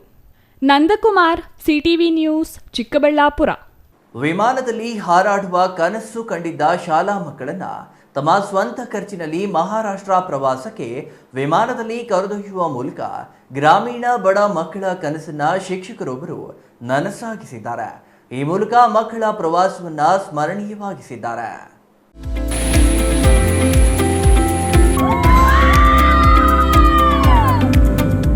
ಹಳ್ಳಿಯೊಂದರ ಬಡ ಶಾಲಾ ಮಕ್ಕಳನ್ನು ಮುಖ್ಯ ಶಿಕ್ಷಕರೊಬ್ಬರು ತಮ್ಮ ಸ್ವಂತ ಖರ್ಚಿನಲ್ಲಿ ಪ್ರವಾಸ ಕರೆದೊಯ್ದಿದ್ದಾರೆ. ಅದು ಬಸ್ಸಿನಲ್ಲಿ ಅಲ್ಲ, ರೈಲಿನಲ್ಲಿಯೂ ಅಲ್ಲ. ಬಡವರಿಗೆ, ಬಹುತೇಕ ಮಧ್ಯಮ ವರ್ಗದವರಿಗೆ ಕೈಗೆಟುಕದ ತೀರಾ ದುಬಾರಿಯಾದ ವಿಮಾನದಲ್ಲಿ ಒಟ್ಟು 5 ದಿನಗಳ ಶಾಲೆಯ ಶೈಕ್ಷಣಿಕ ಪ್ರವಾಸವನ್ನು ಅವಿಸ್ಮರಣೀಯಗೊಳಿಸಿ ಮಕ್ಕಳ ಮನಸ್ಸಿನಲ್ಲಿ ಅಚ್ಚಳಿಯದಂತೆ ಉಳಿಯುವ ಪ್ರವಾಸವೆನಿಸಿದ್ದಾರೆ. ಹರಳೂರು ಗ್ರಾಮದ ಶ್ರೀ ಸಿದ್ಧಗಂಗಾ ವಿದ್ಯಾಸಂಸ್ಥೆಯ ವೀರಭದ್ರೇಶ್ವರ ಗ್ರಾಮಾಂತರ ಅನುದಾನಿತ ಶಾಲೆಯ ಮುಖ್ಯ ಶಿಕ್ಷಕ ರಾಜಣ್ಣ ತಮ್ಮ ಶಾಲೆಯ ಮಕ್ಕಳಿಗೆ ಉಚಿತ ವಿಮಾನ ಪ್ರಯಾಣ ಮಾಡಿಸಿದ ಮಾದರಿ ಶಿಕ್ಷಕ. ಅವರ ಈ ಅಮೋಘ ಸೇವೆಗೆ ಗ್ರಾಮೀಣ ಶಾಲಾ ಮಕ್ಕಳು ಮತ್ತು ಪೋಷಕರು ಮೆಚ್ಚುಗೆ ವ್ಯಕ್ತಪಡಿಸಿದ್ದಾರೆ.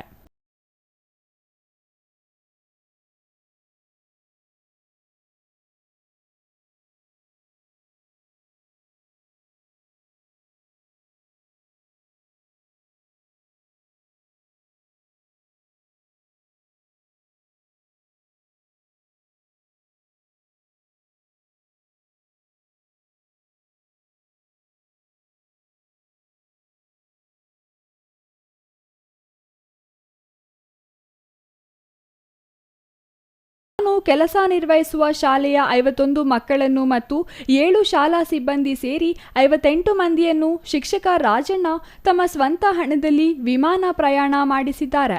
ಈ ಮೂಲಕ ಅನೇಕ ಶಿಕ್ಷಕರಿಗೆ ಮಾದರಿ ಶಿಕ್ಷಕರೆನಿಸಿದ್ದಾರೆ. ಈ 5 ದಿನಗಳ ಪ್ರವಾಸದಲ್ಲಿ ಶಾಲೆಯ 51 ಮಕ್ಕಳು, 5 ಶಿಕ್ಷಕರು, 2 ಅಡುಗೆ ಸಿಬ್ಬಂದಿ ಸೇರಿ ಒಟ್ಟು 58 ಮಂದಿಗೆ ಶಿಕ್ಷಕ ರಾಜಣ್ಣ ಅವರು ಬುಧವಾರ ಮೊದಲ ಬಾರಿಗೆ ಮಹಾರಾಷ್ಟ್ರದ ಪುಣೆಗೆ ವಿಮಾನದಲ್ಲಿ ಪ್ರವಾಸಕ್ಕಾಗಿ ಕರೆದೊಯ್ದಿದ್ದಾರೆ. ಪ್ರಯಾಣದ ವೆಚ್ಚ ಒಬ್ಬರಿಗೆ 4,675 ರೂಗಳಂತೆ ಒಟ್ಟು 2,71,150 ರೂಗಳ ವೆಚ್ಚ ಮಾಡಿದ್ದಾರೆ. ತಾವು ಚಿಕ್ಕಂದಿನಲ್ಲಿ ಆಗಸದಲ್ಲಿ ಹಾರುವ ವಿಮಾನ ಕಂಡ ಕನಸನ್ನು ಮಕ್ಕಳಿಗೆ ನನಸು ಮಾಡಲು ತಮ್ಮ ಸಂಬಳದ ಉಳಿತಾಯದ ಹಣದಲ್ಲಿ ಕನ್ನಡ ಮಾಧ್ಯಮದ 8, 9, 10ನೇ ತರಗತಿಯ ವಿದ್ಯಾರ್ಥಿಗಳನ್ನು ಸದಾ ಸ್ಮರಣೆಯಲ್ಲಿ ಉಳಿಯುವ ವಿಮಾನ ಪ್ರವಾಸಕ್ಕೆ ಕರೆದೊಯ್ದು ಮಕ್ಕಳ ಪಾಲಿಗೆ ಅಚ್ಚುಮೆಚ್ಚಿನ ಶಿಕ್ಷಕರಾಗಿದ್ದಾರೆ. ಸಣ್ಣವನಿದ್ದಾಗ ಆಗ ಅಲ್ಪ ಸ್ವಲ್ಪ ವಿಮಾನಗಳು ಹಾರಾಟ ಮಾಡ್ತಿದ್ವು. ನಾನು ಊಟ ಮಾಡ್ತಿದ್ರು ಕೂಡ ವಿಮಾನ ಬಂದರೆ ಸೌಂಡ್ ಕೇಳಿದ್ರೆ ಇಳಿಕೆ ರೋಡ್ ಬಂದು ನೋಡ್ತಿದ್ದೆ. ನಮ್ಮ ಅಕ್ಕಪಕ್ಕ ಮನೆಯವರು ಗೇಲಿ ಮಾಡ್ತಿರು, ನಾಳೆ ಕತ್ಬಿಡ್ತಾನೆ ಇವನು ಅಂತ ಹೊರಟು ಭಾಷೆನಲ್ಲಿ ಗೇಲಿ ಮಾಡ್ತಿರು, ಗ್ರಾಮೀಣ ಭಾಷೆಯಲ್ಲಿ. ನನಗವತ್ತು ಕನಸಿತ್ತು, ನಾನು ಒಂದಿನ ಪ್ಲೇಟ್ ಹತ್ತಬೇಕು ಅಂತ. ಆದರೆ ನಾನು ಕೆಲವು ಸರಿ ನಾನು ಓಡಾಡಿದೆ. ಇನ್ನೊಂದು ಆಲೋಚನೆ ಏನಪ್ಪ ಅಂದರೆ ನನ್ನ ಮಕ್ಕಳನ್ನ ಒಂದು ಸರಿ ನಾನು ಪ್ಲೇಟಲ್ಲಿ ಕರ್ಕೊಂಡು ಹೋಗ್ಬೇಕು, ಅವ್ರ ಜೊತೆ ಖುಷಿ ಹಂಚ್ಕೊಬೇಕು ಅಂತಕ್ಕಂಥ ಒಂದು ಉದ್ದೇಶ. ಯಾಕಪ್ಪ ಅಂದರೆ ನಮ್ಮ ಪರಮ ಪೂಜ್ಯ ಡಾಕ್ಟರ್ ಶ್ರೀ ಶ್ರೀ ಶಿವಕುಮಾರ ಮಹಾಸ್ವಾಮೀಜಿಯವರು ಅವರು ಯಾವುದೇ ಪವಾಡ ಮಾಡಲಿಲ್ಲ, ಯಾವುದೇ ಮಾಟ ಮಂತ್ರ ಮಾಡಲಿಲ್ಲ, ಆದರೆ ದೇವರಾದರು. ಯಾಕಪ್ಪ ದೇವರಾದರು ಅಂದರೆ ಮಕ್ಕಳಲ್ಲಿ ದೇವರನ್ನು ಕಂಡು ಅವರು ನಾಡಿಗೆ ದೇವರಾದರು.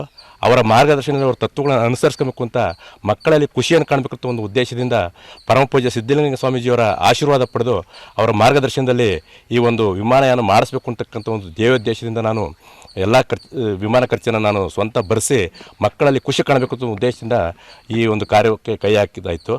News bureau, CTV news, Chikkaballapur. ಇದೀಗ ಚಿಕ್ಕದೊಂದು ವಿರಾಮದ ನಂತರ ಸಿಟಿವಿ ನ್ಯೂಸ್ ಮತ್ತೆ ಮುಂದುವರಿಯಲಿದೆ.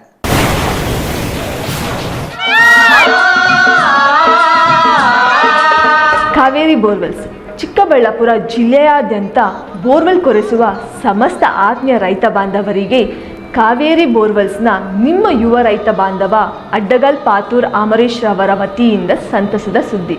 ಕಾವೇರಿ ಬೋರ್ವೆಲ್ಸ್ನಲ್ಲಿ ಬೋರ್ವೆಲ್ ಕೊರೆಸುವ ನಮ್ಮ ಅನ್ನದಾತ ಬಾಂಧವರಿಗೆ ಸಾಧಾರಣ ಬೆಲೆ ಮತ್ತು ಉತ್ತಮ ರಿಯಾಯಿತಿಗಳೊಂದಿಗೆ ಬೋರ್ವೆಲ್ ಕೊರೆಸಿಕೊಡುತ್ತೇವೆ. ನಮ್ಮ ಕಾವೇರಿ ಬೋರ್ವೆಲ್ಸ್ ವತಿಯಿಂದ ಬೋರ್ವೆಲ್ ಕೊರೆಸುವ ನಮ್ಮ ಆತ್ಮೀಯ ರೈತ ಬಾಂಧವರಿಗೆ 2% ಹಣವನ್ನು ರಿಯಾಯಿತಿ ಕೊಡುತ್ತೇವೆ. ಹಾಗೆಯೇ ಮತ್ತೊಂದು ಸಂತಸ ಸುದ್ದಿ ಎಂದರೆ ನಮ್ಮ ಕಾವೇರಿ ಬೋರ್ವೆಲ್ಸ್ ವತಿಯಿಂದ ಬೋರ್ವೆಲ್ ಕೊರೆಸುವ ನಮ್ಮ ಪ್ರೀತಿಯ ರೈತ ಬಾಂಧವರಿಗೆ ಬೋರ್ವೆಲ್ ಕೊರೆಸುವಾಗ ನೀರು ಬಾರದಿದ್ದಲ್ಲಿ ಅಥವಾ ಬೋರ್ವೆಲ್ ಫೇಲ್ಯೂರ್ ಆದಲ್ಲಿ 25% ಹಣವನ್ನು ರಿಯಾಯಿತಿ ಕೊಡುತ್ತೇವೆ. ನಮ್ಮ ಕಾವೇರಿ ಬೋರ್ವೆಲ್ಸ್ನಲ್ಲಿ ಬೋರ್ವೆಲ್ಸ್ ಕೊರೆಸುವ ಆತ್ಮೀಯ ರೈತ ಬಾಂಧವರಿಗೆ ಯಾವುದೇ ರೀತಿಯ transport charge, meal charge, welding charge, collar charge, cab charge ಸೇರಿದಂತೆ ಇನ್ನಿತರೆ ಯಾವುದೇ ಚಾರ್ಜ್ಗಳು ಇರುವುದಿಲ್ಲ. ಹಾಗೂ ನಮ್ಮಲ್ಲಿಯೇ ಉತ್ತಮ ಗುಣಮಟ್ಟದ ಮಾರುಕಟ್ಟೆ ಬೆಲೆಗೆ ಕೇಸಿಂಗ್ ಪೈಪ್ ಹಾಕಿಕೊಡುತ್ತೇವೆ. ಈ ಎಲ್ಲ ರಿಯಾಯಿತಿಗಳು ನಿಮ್ಮ ಕಾವೇರಿ ಬೋರ್ವೆಲ್ಸ್ನಲ್ಲಿ ಮಾತ್ರ. ಹೆಚ್ಚಿನ ಮಾಹಿತಿಗಾಗಿ ಸಂಪರ್ಕಿಸಿ ನಿಮ್ಮ ಯುವ ರೈತ ಬಾಂಧವ ಅಡ್ಗಲ್ Pathur ಆಮರೇಶ್, Kaveri borewell agency. Mobile ಸಂಖ್ಯೆ 8951883365. ಕಚೇರಿ ವಿಳಾಸ ಕಾವೇರಿ ಬೋರ್ವೆಲ್ಸ್, 3ನೇ ಮಹಡಿ, KEB ಮುಂಭಾಗ, ಪೋಸ್ಟ್ ಆಫೀಸ್ ಪಕ್ಕ, BB ರೋಡ್, ಚಿಕ್ಕಬಳ್ಳಾಪುರ ತಾಲೂಕು ಮತ್ತು ಜಿಲ್ಲೆ.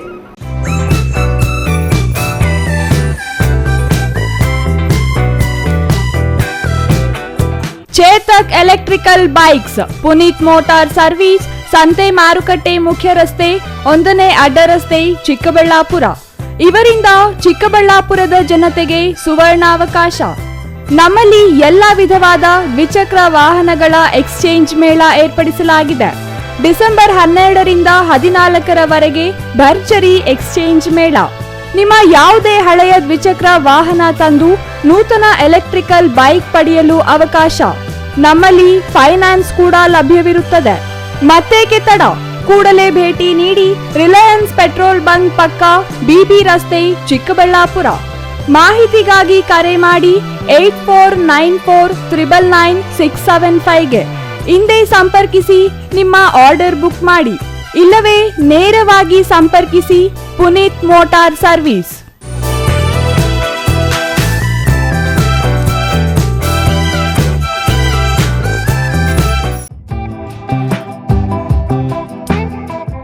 ಶ್ರೀ ನೀಲಾದ್ರಿ ಪಾಲಿಕ್ಲಿನಿಕ್, ದರ್ಗಾ ಹತ್ತಿರ, MG ರಸ್ತೆ, ಚಿಕ್ಕಬಳ್ಳಾಪುರ. ನುರಿತ ಚರ್ಮರೋಗ ತಜ್ಞರಿಂದ ಚರ್ಮರೋಗಕ್ಕೆ ಸಂಬಂಧಪಟ್ಟ ತೊಂದರೆಗಳು, ಗಜ್ಜಿ, ತೊನ್ನು, ತುರಿಕೆ, ಸೋರಿಯಾಸಿಸ್, ಎಕ್ಸಿಮಾ, ಲೈಂಗಿಕ ರೋಗಗಳು, ಉಗುರುಗಳ ಸಮಸ್ಯೆ, ಕೂದಲಿಗೆ ಸಂಬಂಧಪಟ್ಟ ಸಲಹೆಗಳು, ಕೂದಲು ಉದುರುವುದು, ಬಿಳಿ ಕೂದಲು, ಸ್ತ್ರೀಯರಿಗೆ ಕೈಕಾಲುಗಳ ಮೇಲೆ ಅನವಶ್ಯಕ ಕೂದಲು ಬೆಳೆಯುವುದು, ಸೌಂದರ್ಯಕ್ಕೆ ಸಂಬಂಧಪಟ್ಟ ಸಲಹೆಗಳು, ಮೊಡವೆಗಳು, ಚರ್ಮ ಒಡೆಯುವುದು, ಒಣಚರ್ಮ, ಆಯಿಲ್ ಸ್ಕಿನ್, ಸ್ಕಿನ್ ರ್ಯಾಷಸ್ ಇತರೆ ಕಾಯಿಲೆಗಳಿಂದ ಶೀಘ್ರ ಗುಣಮುಖರಾಗಲು ಸಲಹೆ ಮತ್ತು ಚಿಕಿತ್ಸೆಯನ್ನ ನೀಡಲಾಗುವುದು. ಫಿಸಿಷಿಯನ್ ಸಹ ಲಭ್ಯವಿದ್ದು ಎಲ್ಲ ರೀತಿಯ ಸೋಂಕುಗಳು, ಮಧುಮೇಹ ಆರೈಕೆ, ಅಧಿಕ ರಕ್ತದೊತ್ತಡ, ಉಸಿರಾಟ ಸಂಬಂಧಿತ ರೋಗಗಳು, ಹೃದಯ ಸಂಬಂಧಿತ ರೋಗಗಳ ಚಿಕಿತ್ಸೆ ಹಾಗೂ ವೃದ್ಧಾರೋಗ್ಯ ಆರೈಕೆ ಮಾಡಲಾಗುವುದು. ವಿಶೇಷ ಸೂಚನೆ: ಸೋಮವಾರದಿಂದ ಶನಿವಾರದವರೆಗೆ ಸಂಜೆ 6ರಿಂದ 9 ಗಂಟೆಯವರೆಗೆ. ಹೆಚ್ಚಿನ ಮಾಹಿತಿಗಾಗಿ ಸಂಪರ್ಕಿಸಿ 7892036068. Jain mission hospital, Jain mission ಟ್ರಸ್ಟ್ನ ಲಾಭರಹಿತ ಉಪಕ್ರಮ, BB ರಸ್ತೆ, ಚಿಕ್ಕಬಳ್ಳಾಪುರ. ಇನ್ನು ಮುಂದೆ ಹೆಚ್ಚಿನ ಚಿಕಿತ್ಸೆಗಾಗಿ ಬೆಂಗಳೂರಿಗೆ ಹೋಗಬೇಕು ಎಂಬ ಚಿಂತೆ ಬೇಡ. ಚಿಕ್ಕಬಳ್ಳಾಪುರದ ಮೊಟ್ಟ ಮೊದಲ ಅತ್ಯಾಧುನಿಕ ತಂತ್ರಜ್ಞಾನ, ಗುಣಮಟ್ಟದ ವೈದ್ಯಕೀಯವನ್ನು ಒಳಗೊಂಡ ಏಕೈಕ ಆಸ್ಪತ್ರೆ ಜೈನ್ ಮಿಷನ್ ಹಾಸ್ಪಿಟಲ್. ದಿನದ 24 ಗಂಟೆಗಳು ನೆಬುಲೈಸೇಷನ್, ಹೆರಿಗೆ, ICU, ಟ್ರಾಮ್ ಸೆಂಟರ್, ಆಂಬ್ಯುಲೆನ್ಸ್ ಸೇವೆಗಳು ಲಭ್ಯವಿದೆ. ಜೈನ್ ಮಿಷನ್ ಆಸ್ಪತ್ರೆಯು 4 ಅಂತಸ್ತಿನ ಕಟ್ಟಡವನ್ನು ಒಳಗೊಂಡಿದ್ದು 100 ಹಾಸಿಗೆಗಳುಳ್ಳ ಸುಸಜ್ಜಿತವಾದ ಆಸ್ಪತ್ರೆಯಾಗಿದೆ. ಅಲ್ಲದೆ ಸುಧಾರಿತ ಲ್ಯಾಬ್ ಸೌಲಭ್ಯಗಳು, ಎಕ್ಸ್ರೇ, OT ಕಾಂಪ್ಲೆಕ್ಸ್, ಲ್ಯಾಬ್ ಸೇವೆಗಳು, ಒಳಗಿನ ರೋಗಿಗಳು, ಸಾಮಾನ್ಯ ಸೇವೆಗಳು ಲಭ್ಯವಿದೆ. 24 ಗಂಟೆಗಳ ತುರ್ತು ಸೇವೆಗಳು, ICU, NICU, ಅಪಘಾತ ಮತ್ತು ತುರ್ತು ಚಿಕಿತ್ಸೆ, ಫಾರ್ಮಸಿ, ಆಂಬ್ಯುಲೆನ್ಸ್. ವಿರಾಮದ ನಂತರ CTV ನ್ಯೂಸ್ಗೆ ಮತ್ತೆ ಸ್ವಾಗತ. ಮಾಜಿ ಮುಖ್ಯಮಂತ್ರಿ SM ಕೃಷ್ಣ ಅವರ ನಿಧನಕ್ಕೆ ಉಪಮುಖ್ಯಮಂತ್ರಿ DK ಶಿವಕುಮಾರ್, ಕೇಂದ್ರ ಸಚಿವೆ ಶೋಭಾ ಕರಂದ್ಲಾಜೆ ಸೇರಿದಂತೆ ಇತರರು ಸಂತಾಪ ವ್ಯಕ್ತಪಡಿಸಿದ್ದಾರೆ. ಕೆಂಪೇಗೌಡ ಅಂತಾರಾಷ್ಟ್ರೀಯ ವಿಮಾನ ನಿಲ್ದಾಣದಲ್ಲಿ ಭೇಟಿಯಾದ ಮಾಧ್ಯಮಕ್ಕೆ ಅವರು ಸಂತಾಪ ಸೂಚಿಸಿದ್ದಾರೆ.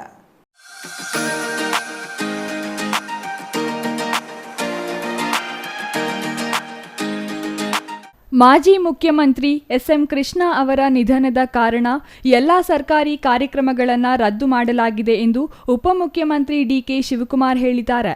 ಅಲ್ಲದೆ ಶಾಸಕಾಂಗ ಸಭೆಯನ್ನು ರದ್ದು ಮಾಡಲಾಗಿದೆ. ನಾನು ಶಾಸಕರಿಗೆ ಔತಣಕೂಟ ಏರ್ಪಡಿಸಿದ್ದೆ, ಅದು ಕೂಡ ರದ್ದು ಮಾಡಲಾಗಿದೆ ಎಂದು ತಿಳಿಸಿದರು. ಸಂಜೆ 5 ಗಂಟೆಗೆ ಭಾರತ್ ಜೋಡೋ ಭವನದಲ್ಲಿ ಸಂತಾಪ ಸಭೆ ಆಯೋಜಿಸಲಾಗಿದ್ದು, ನಾನು ಮನೆಗೆ ಹೋಗಿ ನಂತರ ಮದ್ದೂರಿಗೆ ಪ್ರಯಾಣ ಮಾಡುತ್ತೇನೆ ಎಂದು DKಶಿ ಹೇಳಿದರು. 10 ಗಂಟೆ ನಂತರ CM ಜೊತೆ ಚರ್ಚೆ ಮಾಡಿ ಮುಂದಿನ ತೀರ್ಮಾನ ಮಾಡುತ್ತೇವೆ. ಉಳಿದ ವಿಚಾರಗಳನ್ನು ಕುಟುಂಬಸ್ಥರ ಜೊತೆ ಚರ್ಚೆ ಮಾಡಿ ತೀರ್ಮಾನ ಮಾಡುವುದಾಗಿ DK ಶಿವಕುಮಾರ್ ಹೇಳಿದರು. ಇವತ್ತು ನಮ್ಮೆಲ್ಲ ಕಾರ್ಯಕ್ರಮಗಳನ್ನೆಲ್ಲ ರದ್ದು ಮಾಡಿದ್ದೀವಿ. ನಮ್ಮ ಶಾಸಕಾಂಗ ಸಭೆಯೂ ಇತ್ತು.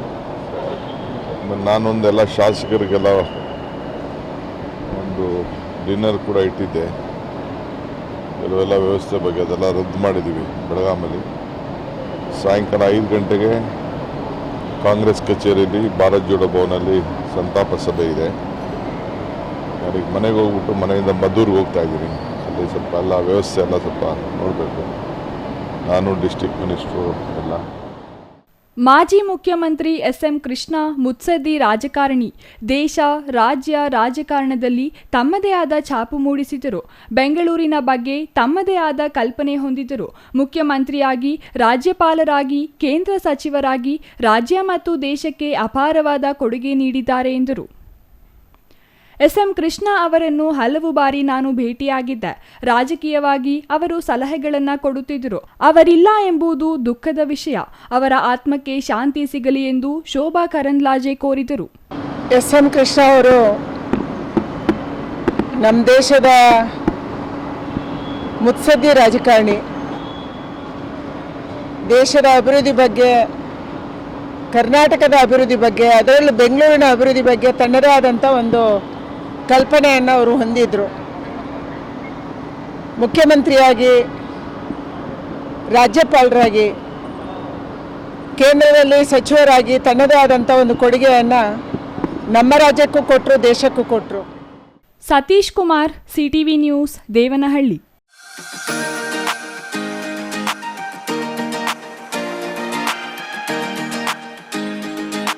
ಗೌರಿಬಿದನೂರು ತಾಲೂಕಿನ ಹೊಸೂರು ಹೋಬಳಿಯ ಹೊಸಕೋಟೆ ಸರ್ಕಾರಿ ಹಿರಿಯ ಪ್ರಾಥಮಿಕ ಶಾಲೆಗೆ ಸಮರ್ಪಕ ಶಿಕ್ಷಕರನ್ನ ಒದಗಿಸುವಂತೆ ಆಗ್ರಹಿಸಿ ಪೋಷಕರು ಮತ್ತು ಗ್ರಾಮಸ್ಥರು ಶಿಕ್ಷಕರು ಬೇಕು ಎಂಬ ಘೋಷಣೆ ಕೂಗಿ ಶಾಲೆಯ ಮುಂದೆ ಪ್ರತಿಭಟನೆ ನಡೆಸಿದ ಘಟನೆ ಇಂದು ನಡೆಯಿತು.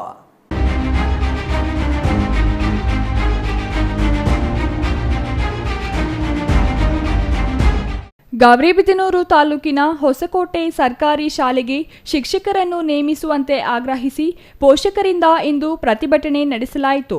ಈ ವೇಳೆ ಮಾತನಾಡಿದ ಪೋಷಕ ಮುರಳಿ ಅವರು, ಶಾಲೆಯಲ್ಲಿ 56ಕ್ಕೂ ಹೆಚ್ಚು ವಿದ್ಯಾರ್ಥಿಗಳಿದ್ದಾರೆ. ಆದರೆ ಶಿಕ್ಷಕರ ಕೊರತೆ ಹಿಂದಿನಿಂದಲೂ ಇದೆ. ಸಾಕಷ್ಟು ಸಿಬ್ಬಂದಿ ಕೊರತೆಯಿಂದ ತರಗತಿಗಳು ನಡೆಯದೆ ಮಕ್ಕಳ ಶಿಕ್ಷಣ ಕುಂಠಿತವಾಗಿದೆ ಎಂದು ಆರೋಪಿಸಿದರು. 1ರಿಂದ 7ನೇ ತರಗತಿವರೆಗೂ ಬೋಧನೆಗಳು ನಡೆಯುತ್ತಿದ್ದು, ಶಾಲೆಗೆ ಕೇವಲ 2 ಶಿಕ್ಷಕರು ಮಾತ್ರ ಇದ್ದಾರೆ. ಇದರಿಂದ ಮಕ್ಕಳ ಶಿಕ್ಷಣಕ್ಕೆ ಹಿನ್ನಡೆಯಾಗಿದೆ. ಈ ಹಿಂದೆಯೂ ತಾಲೂಕಿನ ಕ್ಷೇತ್ರ ಶಿಕ್ಷಣಾಧಿಕಾರಿಗಳಿಗೆ ದೂರು ನೀಡಿದರೂ ಯಾವುದೇ ಕ್ರಮ ಕೈಗೊಂಡಿಲ್ಲ ಎಂದು ಆಕ್ರೋಶ ವ್ಯಕ್ತಪಡಿಸಿದರು. ನಮ್ಮ ಹೊಸಕೋಟೆ ಶಾಲೆಯ ಸರ್ಕಾರಿ ಶಾಲೆಯಲ್ಲಿ ಶಿಕ್ಷಕರ ಕೊರತೆ ಇದ್ದಿದ್ದರಿಂದ ಈ ದಿನ ನಾವು ಸುಮಾರು 2 ವರ್ಷದಿಂದ BO ಅವರಿಗೆ ಲೆಟರ್ ಕೊಟ್ಟಿದ್ವಿ. ಅವರು ನಮಗೆ ಶಿಕ್ಷಕರ ನೇಮಕಾತಿ ಮಾಡಿರಲಿಲ್ಲ. 3 ಜನ ಶಿಕ್ಷಕರು, ಒಬ್ಬ ಶಿಕ್ಷಕರನ್ನ ಟ್ರೈನಿಂಗ್ ಅಂತೇಳಿ 2 ತಿಂಗಳಿಂದ ಅಲ್ಲಿ ಟ್ರೈನಿಂಗ್ ಹಾಕಿದ್ರು. 2 ಟೀಚರ್ಸು 56 ಜನ ಮಕ್ಕಳಿಗೆ ಪಾಠ ಮಾಡೋಕ್ಕಾಗದೆ ಎಕ್ಸಾಮ್ ಬೇರೆ ಹತ್ರ ಬರ್ತಾಯಿತ್ತು. ಅದ್ರ ಸಲುವಾಗಿ ನಾವು ಶಾಲೆಗೆ ಲೆಟ್ರೆಲ್ಲ ಕೊಟ್ಟಿದ್ವಿ, ರೆಸ್ಪಾನ್ಸ್ ಆಗಿರಲಿಲ್ಲ.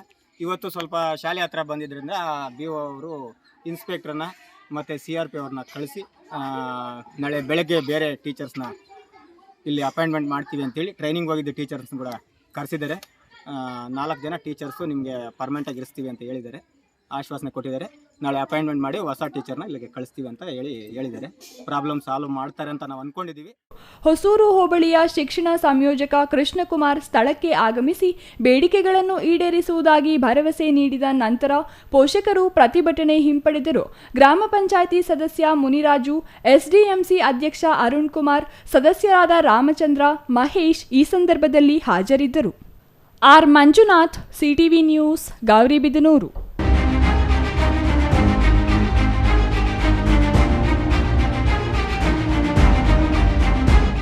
ಮುಖ್ಯಮಂತ್ರಿ ಸಿದ್ದರಾಮಯ್ಯ ತವರು ಜಿಲ್ಲೆಯ ನಂಜನಗೂಡು ತಾಲೂಕಿನಲ್ಲಿ ಕೋಮು ಸಂಘರ್ಷ ಭುಗಿಲೆದ್ದಿದೆ.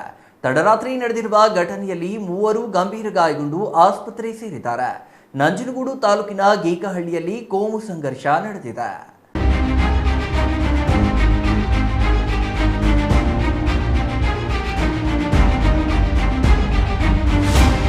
ಅನ್ಯಕೋಮಿನ ಯುವತಿಯನ್ನ ವಿವಾಹವಾದ ಹಳೆಯ ದ್ವೇಷಕ್ಕೆ ಸಂಬಂಧಿಸಿ ನಂಜನಗೂಡು ತಾಲೂಕಿನ ಗೀಕಹಳ್ಳಿಯಲ್ಲಿ ಕೋಮು ಸಂಘರ್ಷ ಭುಗಿಲೆದ್ದಿದೆ. ಗೀಕಹಳ್ಳಿ ಗ್ರಾಮದ ಆಕಾಶ್ ಎಂಬಾತ ತನ್ನ ಬೈಕ್ನಲ್ಲಿ ತೆರಳುತ್ತಿದ್ದ ವೇಳೆ 10 ಜನರಿದ್ದ ಅನ್ಯಕೋಮಿನ ಗುಂಪು ಏಕಾಏಕಿ ಹಲ್ಲೆ ಮಾಡಿದೆ ಎನ್ನಲಾಗಿದೆ. ಯುವಕನ ಮೇಲೆ ಹಲ್ಲೆ ಮಾಡುತ್ತಿರುವುದನ್ನು ಕಂಡು ಬೇಡಿಸಲು ತೆರಳಿದ 2 ಯುವಕರ ಮೇಲೆಯೂ ಮನ ಬಂದಂತೆ ಅನ್ಯಕೋಮಿನ ಯುವಕರ ಗುಂಪು ಹಲ್ಲೆ ಮಾಡಿರುವುದಾಗಿ ತಿಳಿದು ಬಂದಿದೆ. ಹಲ್ಲೆಗೊಳಗಾಗಿ ಗಾಯಗೊಂಡು ನಂಜನಗೂಡಿನ ಆಸ್ಪತ್ರೆಯಲ್ಲಿ ಚಿಕಿತ್ಸೆ ಪಡೆಯುತ್ತಿರುವ 3 ಯುವಕರು ಗೀಕಹಳ್ಳಿ ಗ್ರಾಮದ ಆಕಾಶ್, ನಿತಿನ್ ಮತ್ತು ಸಂತೋಷ್ ಎಂದು ತಿಳಿದು ಬಂದಿದೆ. ಘಟನೆ ವಿಚಾರ ತಿಳಿದು ನಂಜನಗೂಡಿನ ದಲಿತ ಸಂಘಟನೆಗಳ ಸಮನ್ವಯ ಸಮಿತಿ ಅಧ್ಯಕ್ಷ ಮಂಜು ಶಂಕರಪುರ ನೇತೃತ್ವದ ತಂಡ ಸ್ಥಳಕ್ಕೆ ಭೇಟಿ ನೀಡಿ ಸಾಂತ್ವನ ಹೇಳಿದ್ದಾರೆ.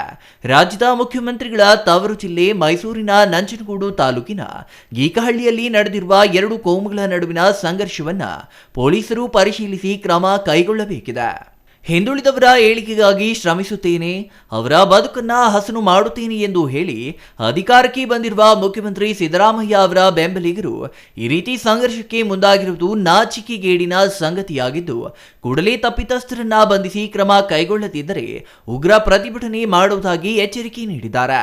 ದಲಿತ ಸಂಘಟನೆಗಳ ಸಮನ್ವಯ ಸಮಿತಿ ಅಧ್ಯಕ್ಷ ಮಂಜು ಶಂಕರಪುರ, ಕಾರ್ಯಾಧ್ಯಕ್ಷ ಬಸವಟಿಗೆ ನಾಗೇಂದ್ರ, ಬೊಕ್ಕಹಳ್ಳಿ ಮಹದೇವಸ್ವಾಮಿ, ಸರಗೂರು ಮರಿಸ್ವಾಮಿ ಮುಂತಾದವರು ಗಾಯಗೊಂಡ ಯುವಕರಿಗೆ ಸಾಂತ್ವನ ಹೇಳಿ ಸರ್ಕಾರಕ್ಕೆ ಎಚ್ಚರಿಕೆ ನೀಡಿದ್ದಾರೆ.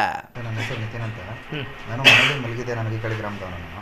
ಮನೆಯಲ್ಲಿ ಮಲಗಿರುವಾಗ ನಮ್ಮ ಊರಲ್ಲಿ ಜೋರಾಗಿ ವಾಯ್ಸ್ಗಳು, ಕಿರ್ಚಾಟ, ಹೊಡೆದಾಟದ ಸೌಂಡ್ ಕೇಳಿಸಿತ್ತು. ನಾನು ಇದೇನಪ್ಪ ಅಂತ ನೋಡೋಕೆ ಹೋದಾಗ ನಮ್ಮ ಹುಡುಗ, ನಮ್ಮ ಬಿದಿಯಾದಂಥ ನಮ್ಮ ಅಕ್ಕಪಕ್ಕ ಮನೆಯವನಾದಂಥ ಇವನು ಆಕಾಶನ ಹುಡುಗನಿಗೆ ಇಟ್ಕೊಂಡು ಹೊಡಿತಾ ಇದ್ರು.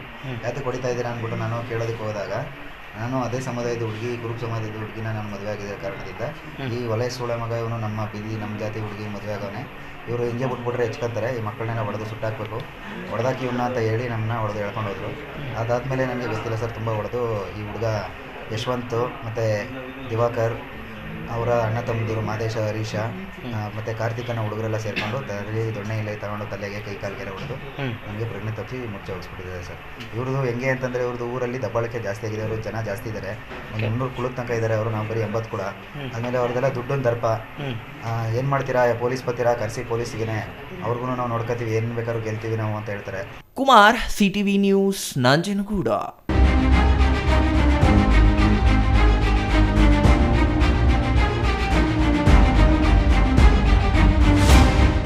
ಮಾಜಿ ಮುಖ್ಯಮಂತ್ರಿ SM ಕೃಷ್ಣ ಅವರ ಶ್ರದ್ಧಾಂಜಲಿ ಸಭೆಯನ್ನ ಕೋಲಾರ ಜಿಲ್ಲೆಯ ಶ್ರೀನಿವಾಸಪುರ ಕನಕ ಭವನದಲ್ಲಿ ಬಿಜೆಪಿಯಿಂದ ಹಮ್ಮಿಕೊಳ್ಳಲಾಗಿತ್ತು. ಕಾರ್ಯಕ್ರಮದಲ್ಲಿ ಕೋಲಾರ ಜಿಲ್ಲಾ ಬಿಜೆಪಿ ಮುಖಂಡರು ಭಾಗವಹಿಸಿ ಅಗಲಿದ ನಾಯಕನಿಗೆ ಸಂತಾಪ ಸೂಚಿಸಿದರು.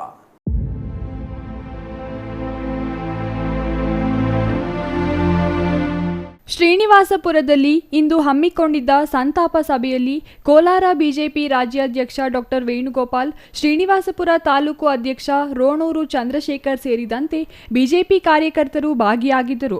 ಮಾಜಿ ಮುಖ್ಯಮಂತ್ರಿ SM ಕೃಷ್ಣ ಅವರ ಭಾವಚಿತ್ರಕ್ಕೆ ಪುಷ್ಪ ನಮನ ಸಲ್ಲಿಸಿದರು. ತಾಲೂಕು ಅಧ್ಯಕ್ಷ ರೋಣೂರು ಚಂದ್ರಶೇಖರ್ ಮಾತನಾಡಿ, ಮಾಜಿ ಮುಖ್ಯಮಂತ್ರಿ SM ಕೃಷ್ಣ ಅವರ ಕೊಡುಗೆ ರಾಜ್ಯಕ್ಕೆ ಅಪಾರವಾಗಿದೆ ಎಂದರು. ಡಾಕ್ಟರ್ ರಾಜ್ಕುಮಾರ್ ಅವರನ್ನು ವೀರಪ್ಪನ್ ಅಪಹರಣ ಮಾಡಿದ ಸಂದರ್ಭದಲ್ಲಿ ಅವರನ್ನ ಬಿಡುಗಡೆ ಮಾಡಿಸಲು ಚಾಣಾಕ್ಷತನ ಮೆರೆದರು. ಬೆಂಗಳೂರು ನಗರದಲ್ಲಿ ITBT ಕಂಪನಿಗಳ ಬೆಳವಣಿಗೆಗೆ ಮಹತ್ತರವಾದ ಪಾತ್ರ ಕೊಟ್ಟವರು ಎಂದರು. ಜಿಲ್ಲಾಧ್ಯಕ್ಷ ಡಾಕ್ಟರ್ ವೇಣುಗೋಪಾಲ್ ಮಾತನಾಡಿ, ಮಾಜಿ ಮುಖ್ಯಮಂತ್ರಿ SM ಕೃಷ್ಣ ಅವರ ನಿಧನ ದೇಶಕ್ಕೆ ಬಹಳ ನಷ್ಟವಾಗಿದೆ. ಕಿರಿಯ ವಯಸ್ಸಿನಲ್ಲಿಯೇ ರಾಜಕಾರಣಕ್ಕೆ ಬಂದು 60 ವರ್ಷಗಳ ಕಾಲ ರಾಜಕೀಯ ಜೀವನ ನಡೆಸಿತು. ಅವರ ಕೊಡುಗೆ ದೇಶಕ್ಕೆ ಹಾಗೂ ರಾಜ್ಯಕ್ಕೆ ಅಪಾರವಾದುದು ಎಂದರು. ಜನಪ್ರಿಯ ಮುಖ್ಯಮಂತ್ರಿಗಳಾಗಿದ್ದಂತಹ ಶ್ರೀ SM ಕೃಷ್ಣರವರ 10ನೇ ಮುಖ್ಯಮಂತ್ರಿಯಾಗಿ ನಮ್ಮ ಕರ್ನಾಟಕ ರಾಜ್ಯದಲ್ಲಿ ಒಳ್ಳೆಯ ಆಡಳಿತವನ್ನು ನೀಡಿದಂಥ ಏಕೈಕ ವ್ಯಕ್ತಿ ಅಂತ ನಾವು ಹೇಳ್ಬೋದು. ಅವರ ಒಂದು ಮರಣದ ಸುದ್ದಿ ತಿಳಿದ ತಕ್ಷಣ ನಾವು ಕೆಲವು ಕಾರ್ಯಕ್ರಮಗಳನ್ನು ರದ್ದು ಮಾಡ್ತಿದ್ವಿ. ಆ ಕಾರ್ಯಕ್ರಮ ರದ್ದು ಮಾಡಿ ಈ ದಿನ ನಾವು SM ಕೃಷ್ಣರವರ ಈ ಒಂದು ಸ್ಮರಣೆಯನ್ನು ಮಾಡ್ತಾ ಇದ್ದೀವಿ. ಹೆಚ್ಚಿನ ವಿಷಯಗಳನ್ನು ನಮ್ಮ ಮುಂದೆ ನಮ್ಮ ಡಾಕ್ಟರ್ ಎಲ್ಲ ವಿಷಯಗಳನ್ನು ತಿಳಿಸಿದ್ದಾರೆ. ಅವರು ಮಾಡಿರ್ತಕ್ಕಂಥ ಒಳ್ಳೆಯ ಕೆಲಸ.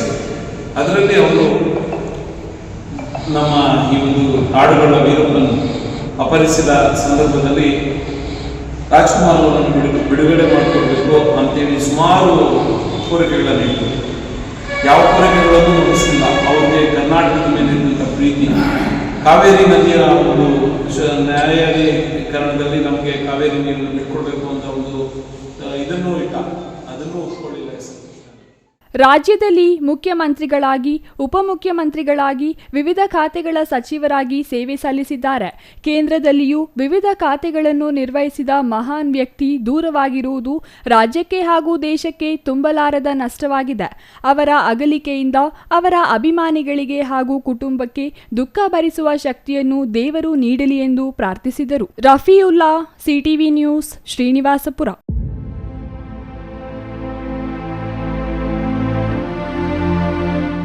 ಹಾಲಿನ ದರ ಇಳಿಕೆ ಮಾಡಿರುವುದನ್ನು ಖಂಡಿಸಿ ಲೀಟರ್ ಹಾಲಿಗೆ ಕನಿಷ್ಠ ಬೆಲೆ 50 ರು ನೀಡುವಂತೆ ಆಗ್ರಹಿಸಿ ರಾಜ್ಯ ರೈತ ಸಂಘದ ಕಾರ್ಯಕರ್ತರು ಗುಡಿಬಂಡೆ ಹಾಲು ಶಿಬಿರ ಕಚೇರಿ ಎದುರು ಇಂದು ಪ್ರತಿಭಟನೆ ನಡೆಸಿದರು.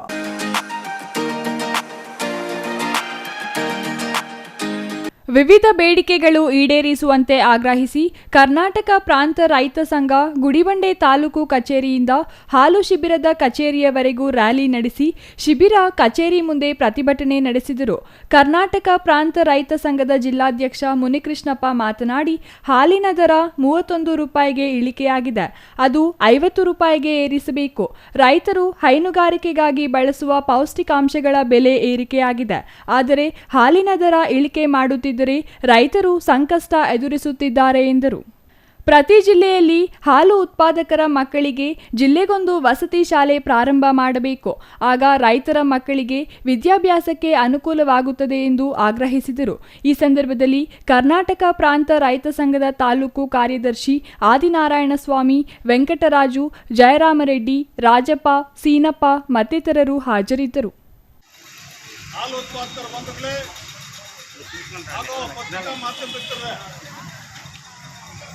ಕರ್ನಾಟಕ ರಾಜ್ಯದಲ್ಲಿ ವಿಶೇಷವಾಗಿ ಕೋಲಾರ ಮತ್ತು ಚಿಕ್ಕಬಳ್ಳಾಪುರ ಜಿಲ್ಲೆಗಳಲ್ಲಿ ಹೈನುಗಾರಿಕೆ ಪ್ರಖ್ಯಾತಿ ಪಡೆದಂಥ ಜಿಲ್ಲೆಗಳು.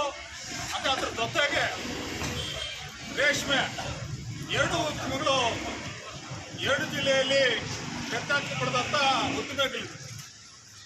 ಇತ್ತೀಚಿನ ದಿನಗಳಲ್ಲಿ ಹೈನುಗಾರಿಕೆಯಿಂದ ರೈತರು ದೂರ ಉಳಿತಾ ಇದ್ದಾರೆ. Satish Babu, CTV news, Gudibande. ಸುಮಾರು 30 ವರ್ಷಗಳಿಂದ ಕಷ್ಟಪಟ್ಟು ಬೆಳೆಸಿದ ಮಾವಿನ ಮರಗಳನ್ನು ಕತ್ತರಿಸಿರುವ ದಾರುಣ ಘಟನೆ ಕೋಲಾರ ಜಿಲ್ಲೆಯ ಶ್ರೀನಿವಾಸಪುರ ತಾಲೂಕಿನ ದಿಂಬಾಲು ಗ್ರಾಮದಲ್ಲಿ ನಡೆದಿದೆ.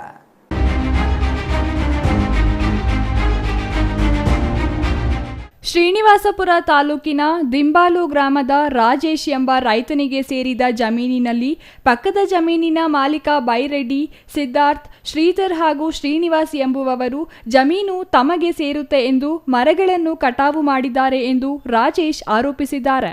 ಪಕ್ಕದ ಜಮೀನು ಮಾಲೀಕರು ತಮಗೆ ಸೇರುತ್ತೆ ಎಂಬ ವಿಚಾರಕ್ಕೆ ಸಂಬಂಧಿಸಿ ಸರ್ವೆ ಇಲಾಖೆಗೆ ಮನವಿ ಸಲ್ಲಿಸಿ ಸರ್ವೆ ಮಾಡಿಸಿರುತ್ತಾರೆ. ಸರ್ವೆ ಮಾಡಿದ ವೇಳೆ ಅವರು ಸ್ಥಳದಲ್ಲಿಯೇ ಇದ್ದು ಸಹಿ ಮಾಡಿರುತ್ತಾರೆ. ನಂತರ ಯಾವುದೇ ಮಾತುಕತೆ ಮಾಡದೆ ಏಕಾಏಕಿ ಸುಮಾರು 30ಕ್ಕೂ ಹೆಚ್ಚು ಮರಗಳನ್ನು ಕಟಾವು ಮಾಡಿದ್ದಾರೆ ಎಂದು ಅಳಲು ತೋಡಿಕೊಂಡಿದ್ದಾರೆ. ನಮ್ಮದು ಹೆಸರು ಬಂದು ಡಿ.ಎ. ರಾಜೇಶ್ ಅಂತ. ನಮ್ಮ ಜಮೀನಿನ ಸರ್ವೆ ನಂಬರ್ ಬಂದು 70/8. ಇದೇ ಜಮೀನು ಪಕ್ಕದಲ್ಲಿ ಇರುವ ದಿಮ್ಮಾಲ್ ಅಶೋಕ್ ಅವರ ತಮ್ಮನಾದ ಅವರ ತಂದೆ ತಮ್ಮನಾದ ಡಿ.ಎಸ್. ಬೈರೆಡ್ಡಿ, ಮಕ್ಕಳಾದ ಸಿದ್ಧಾರ್ಥ್, ಶ್ರೀಧರ್ ಮತ್ತು ಅವ್ರ ದೊಡ್ಡಪ್ಪ ಮಗನಾದ ಡಿ.ಎನ್. ಶ್ರೀನಿವಾಸ್ ಅವರು ಬೆಳಗ್ಗೆ ಏಕಾಏಕಿ ಬಂದು ದೌರ್ಜನ್ಯ ಮಾಡಿ ನಮ್ಮ ತೋಟದ ಎಲ್ಲ ಗಿಡಗಳನ್ನು 36 ಗಿಡಗಳನ್ನು ಕಡಿದಿರುತ್ತಾರೆ. ನಾವು ಬಂದು ಕೇಳಿದ್ರೆ ನಮ್ಮ ಮೇಲೆ ದೌರ್ಜನ್ಯ ಮಾಡಿರ್ತಾರೆ. ಇದೇ ಪರವಾಗಿ ನಾವು ಪೊಲೀಸ್ ಸ್ಟೇಷನ್ಗೆ ಹೋಗಿರ್ತೀವಿ, ಅಲ್ಲಿ ಕಂಪ್ಲೇಂಟ್ ಕೊಟ್ಟಿದ್ದೀವಿ. ಮತ್ತು ಅದೇ ರೀತಿಯಾಗಿ ತೋಟಗಾರಿಕೆ ಇಲಾಖೆ ಮತ್ತು ಅರಣ್ಯ ಇಲಾಖೆಗೂ ಲೆಟರ್ ಕೊಡಬೇಕು ಅಂದ್ಕೊಂಡಿದ್ದೀವಿ, ಕೊಡ್ತೀವಿ. ಅವರು ನಮ್ಗೆ ನಷ್ಟ ಪರಿಹಾರವನ್ನು ಕೊಡಬೇಕಂತ ನಮ್ಮಲ್ಲಿ ವಿನಂತಿ ಮಾಡ್ಕೊಳ್ತಾ ಇದ್ದೀವಿ. ಮರ ಕಟಾವು ಮಾಡಿದವರ ವಿರುದ್ಧ ಈಗಾಗಲೇ ಪೊಲೀಸ್ ಠಾಣೆಗೆ ದೂರು ನೀಡಿದ್ದು, ಕೂಡಲೇ ಪೊಲೀಸರು ಪ್ರಕರಣ ದಾಖಲಿಸಿಕೊಂಡು ನ್ಯಾಯ ದೊರಕಿಸಿಕೊಡಬೇಕಿದೆ. ಸಂಬಂಧಪಟ್ಟ ತೋಟಗಾರಿಕೆ ಇಲಾಖೆ ಹಾಗೂ ಅರಣ್ಯ ಇಲಾಖೆ ಅಧಿಕಾರಿಗಳು ಸ್ಥಳಕ್ಕೆ ಭೇಟಿ ನೀಡಿ ಪರಿಶೀಲನೆ ನಡೆಸಿ ಪರಿಹಾರ ಒದಗಿಸುವಂತೆ ಮನವಿ ಮಾಡಿದ್ದಾರೆ. ರಫೀವುಲ್ಲಾ, ಸಿಟಿವಿ ನ್ಯೂಸ್, ಶ್ರೀನಿವಾಸಪುರ.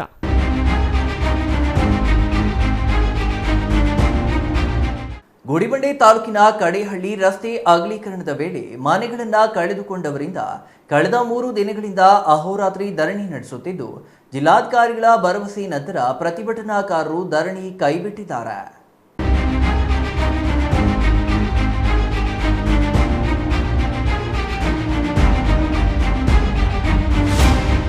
ಗುಡಿಬಂಡೆ ತಾಲೂಕಿನ ಕಡೇಹಳ್ಳಿ ಗ್ರಾಮದ ಸರ್ವೆ ನಂಬರ್ 131ರಲ್ಲಿ 2 ಎಕರೆ 15 ಗುಂಟೆ ಜಮೀನಿನಲ್ಲಿ ಮನೆಗಳನ್ನು ಕಳೆದುಕೊಂಡವರಿಗೆ ಬದಲಿ ನಿವೇಶನ ನೀಡಲು ಜಿಲ್ಲಾಧಿಕಾರಿಗಳು ಮಂಜೂರು ಮಾಡಿದ್ದರು.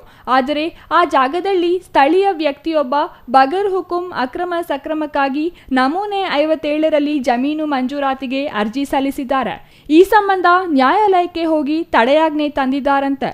ಜೊತೆಗೆ ಈ ಜಾಗವನ್ನು ಯಾರು ಅತಿಕ್ರಮಣ ಮಾಡಬಾರದೆಂದು ನಾಮಫಲಕ ಕೂಡ ಅಳವಡಿಸಿದ್ದಾರೆ. ಓಬನಗಾರಹಳ್ಳಿಯ ಆ ವ್ಯಕ್ತಿ ಆ ಜಮೀನಿನಲ್ಲಿ ಉಳುಮೆ ಮಾಡಲು ಮುಂದಾಗಿದ್ದಾರೆ. ಇದರಿಂದ ಕಡೇಹಳ್ಳಿ ಗ್ರಾಮಸ್ಥರು ನಿವೇಶನ ನೀಡಲು ಮಂಜೂರು ಮಾಡಿದ ಜಮೀನಿನಲ್ಲಿಯೇ ಪ್ರತಿಭಟನೆ ನಡೆಸುತ್ತಿದ್ದರು. ನಿವೇಶನ ನೀಡುವ ತನಕ ಪ್ರತಿಭಟನೆ ಕೈಬಿಡುವುದಿಲ್ಲ ಎಂದು ಪಟ್ಟು ಹಿಡಿದಿದ್ದರು. ಧರಣಿ ವಿಷಯ ಅರಿತ ಚಿಕ್ಕಬಳ್ಳಾಪುರ ಜಿಲ್ಲಾಧಿಕಾರಿ PN ರವೀಂದ್ರ, ಜಿಲ್ಲಾ ಪಂಚಾಯಿತಿ CEO ಪ್ರಕಾಶ್ GT ನಿಟ್ಟಾಲಿ ಸೇರಿದಂತೆ ಹಲವು ಅಧಿಕಾರಿಗಳು ಸ್ಥಳಕ್ಕೆ ಭೇಟಿ ನೀಡಿ ಧರಣಿ ನಿರತರೊಂದಿಗೆ ಚರ್ಚೆ ನಡೆಸಿ ಬದಲಿ ನಿವೇಶನಗಳನ್ನು ಕೊಡಿಸುವ ಭರವಸೆ ನೀಡಿದ್ದಾರೆ. ಡೆವಲಪ್ ಮಾಡಬೇಕಾಗಿತ್ತು. ಅಂದರೆ ರಸ್ತೆಗಳನ್ನೆಲ್ಲ ಮಾಡಿ ಸೈಟನ್ನು ಕ್ರಿಯೇಟ್ ಮಾಡಿ ಅವೆಲ್ಲವೂ ಕೂಡ ಒಂದು ಸೈಟ್ ನಂಬರನ್ನು ಕೊಟ್ಟು ಇದನ್ನು ಏನು ಸೈಟ್ ಡೆವಲಪ್ಮೆಂಟ್ ಮಾಡಲಿಕ್ಕೆ ಪತ್ರ ಬರೆದು ಅನುದಾನ ತರಿಸ್ಕೊಂಡು ಸೈಟನ್ನೆಲ್ಲ ಕ್ರಿಯೇಟ್ ಮಾಡಿಕೊಂಡು ನಂತರದಲ್ಲಿ ಗ್ರಾಮ ಪಂಚಾಯತಿಲಿ ನಿವೇಶನ ರೈತರದ್ದು ಒಂದು ಪಟ್ಟಿ ಇರುತ್ತೆ. ಅದನ್ನು ಅಕಾರ್ಡಿಂಗ್ ಟು ಗ್ರಾಮ ಸಭೆ ಒಳಗಡೆ ಇಟ್ಟು ಯಾರು ಈ ಗ್ರಾಮದಲ್ಲಿ ನಿವೇಶನ ರೈತರು ಇರ್ತಾರೆ ಅಂಥವ್ರದೆಲ್ಲ ಗ್ರಾಮ ಸಭೆ ಒಳಗಡೆ ಆಯ್ಕೆ ಮಾಡ್ಕೊಂಡು ನಂತರ ಹಕ್ಕುಪತ್ರಗಳನ್ನು ಯಾರ್ಯಾರಿಗೆ ಕೊಡಬೇಕು ಅಂತ ಪಟ್ಟಿ ಮಾಡಿ ಅದಕ್ಕೆ ಗ್ರಾಮ ಪಂಚಾಯತಿ ಅವರು ಅನುಮೋದನೆ ಕೊಟ್ಟು ಅಲ್ಲಿಂದ EO ಬಂದು EO ಇಂದ ತಿರುಗಿ CO ಬಂದು CO ಕಡೆಯಿಂದ ನನಗೆ ಬಂದು ನಮ್ಮಿಂದ ಅದನ್ನು ರಾಜೀವ್ ಗಾಂಧಿ ಹೌಸಿಂಗ್ ಕಾರ್ಪೊರೇಷನ್ ಅವರಿಗೆ ಕಳಿಸಿ ಅಲ್ಲಿಂದ ಹಕ್ಕುಪತ್ರಗಳು ಪ್ರಿಂಟ್ ಆಗಿ ವಾಪಸ್ ಬಂದು ಮತ್ತೆ ಅದಕ್ಕೆ ಪ್ರೋಸೆಸ್ ಅದೇ ಥರ ಇತ್ತು, ಅದನ್ನು ಹಂಚಿಕೆ ಆಗುತ್ತೆ. Satish Babu, CTV news, Gudibande.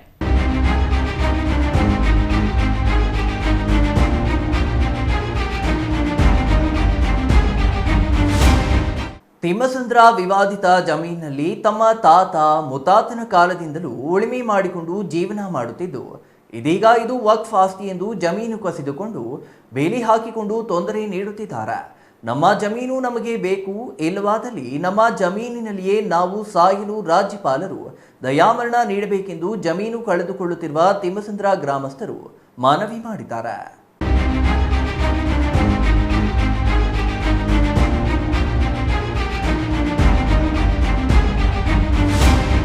ಚಿಂತಾಮಣಿ ನಗರದ ವಾರ್ಡ್ ನಂಬರ್ 31ರ ತಿಮ್ಮಸಂದ್ರದಲ್ಲಿನ ಸರ್ವೆ ನಂಬರ್ 13/1, 13/3 ಮತ್ತು 20ರಲ್ಲಿನ ಜಮೀನು ವಕ್ಫ್ ಆಸ್ತಿಗೆ ಸೇರಿದೆ ಎಂದು ಕಳೆದ 2 ತಿಂಗಳಿನಿಂದ ವಿವಾದ ನಡೆಯುತ್ತಿರುವ ಹಿನ್ನೆಲೆಯಲ್ಲಿ ಜಮೀನು ಕಳೆದುಕೊಳ್ಳುತ್ತಿರುವ ನೊಂದ ಕುಟುಂಬದವರಾದ ನಾಗೇಶ್, ಲಕ್ಷ್ಮಮ್ಮ, ವೆಂಕಟರೆಡ್ಡಿ, ಚೆನ್ನಕೃಷ್ಣ, ನವೀನ್ ಕುಮಾರ್, ಸಹನ್, ರೂಪಾ ಮತ್ತಿತರರು ತಿಮ್ಮಸಂದ್ರ ಗ್ರಾಮದಲ್ಲಿ ನಡೆದ ಸುದ್ದಿಗೋಷ್ಠಿಯಲ್ಲಿ ಮಾತನಾಡಿ, ನಾವು ದಲಿತರಾಗಿದ್ದು ಕಳೆದ 70 ವರ್ಷಗಳಿಂದ ಈ ಜಮೀನಿನಲ್ಲಿ ಉಳುಮೆ ಮಾಡಿಕೊಂಡು ಜೀವನ ಮಾಡುತ್ತಿದ್ದೇವೆ.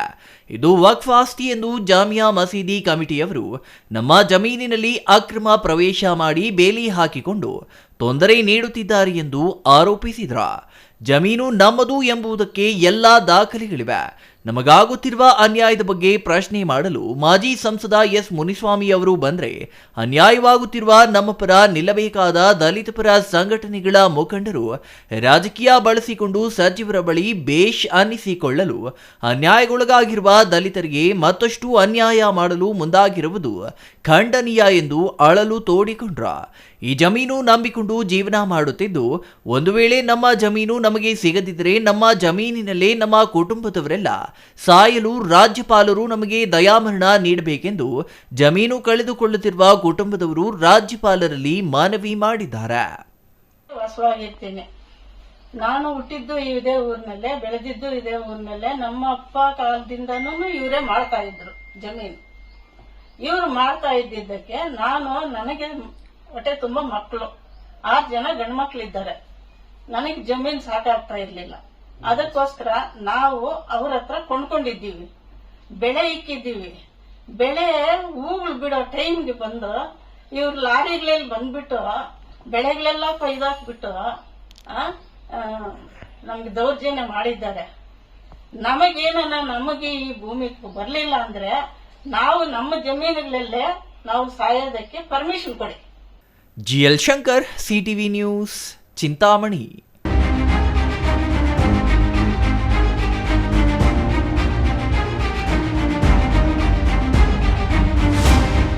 ದೊಡ್ಡಬಳ್ಳಾಪುರ ತಾಲೂಕಿನ ಘಾಟಿ ಸುಬ್ರಹ್ಮಣ್ಯ ನಾಗಾರಾಧನೆಗೆ ಪ್ರಸಿದ್ಧಿ ಪಡೆದಿರುವ ಧಾರ್ಮಿಕ ಕ್ಷೇತ್ರ. ಹಾಗೆಯೇ ರೈತರ ಜೀವನಾಡಿ ರಾಸುಗಳ ಜಾತ್ರೆಗೂ ಹೆಸರುವಾಸಿ. ಡಿಸೆಂಬರ್ 20ರಿಂದ ಘಾಟಿ ದನಗಳ ಜಾತ್ರೆ ಪ್ರಾರಂಭವಾಗಲಿದ್ದು ಅದಕ್ಕಾಗಿ ಭರದಿಂದ ಸಿದ್ಧತೆ ಮಾಡಲಾಗುತ್ತಿದೆ.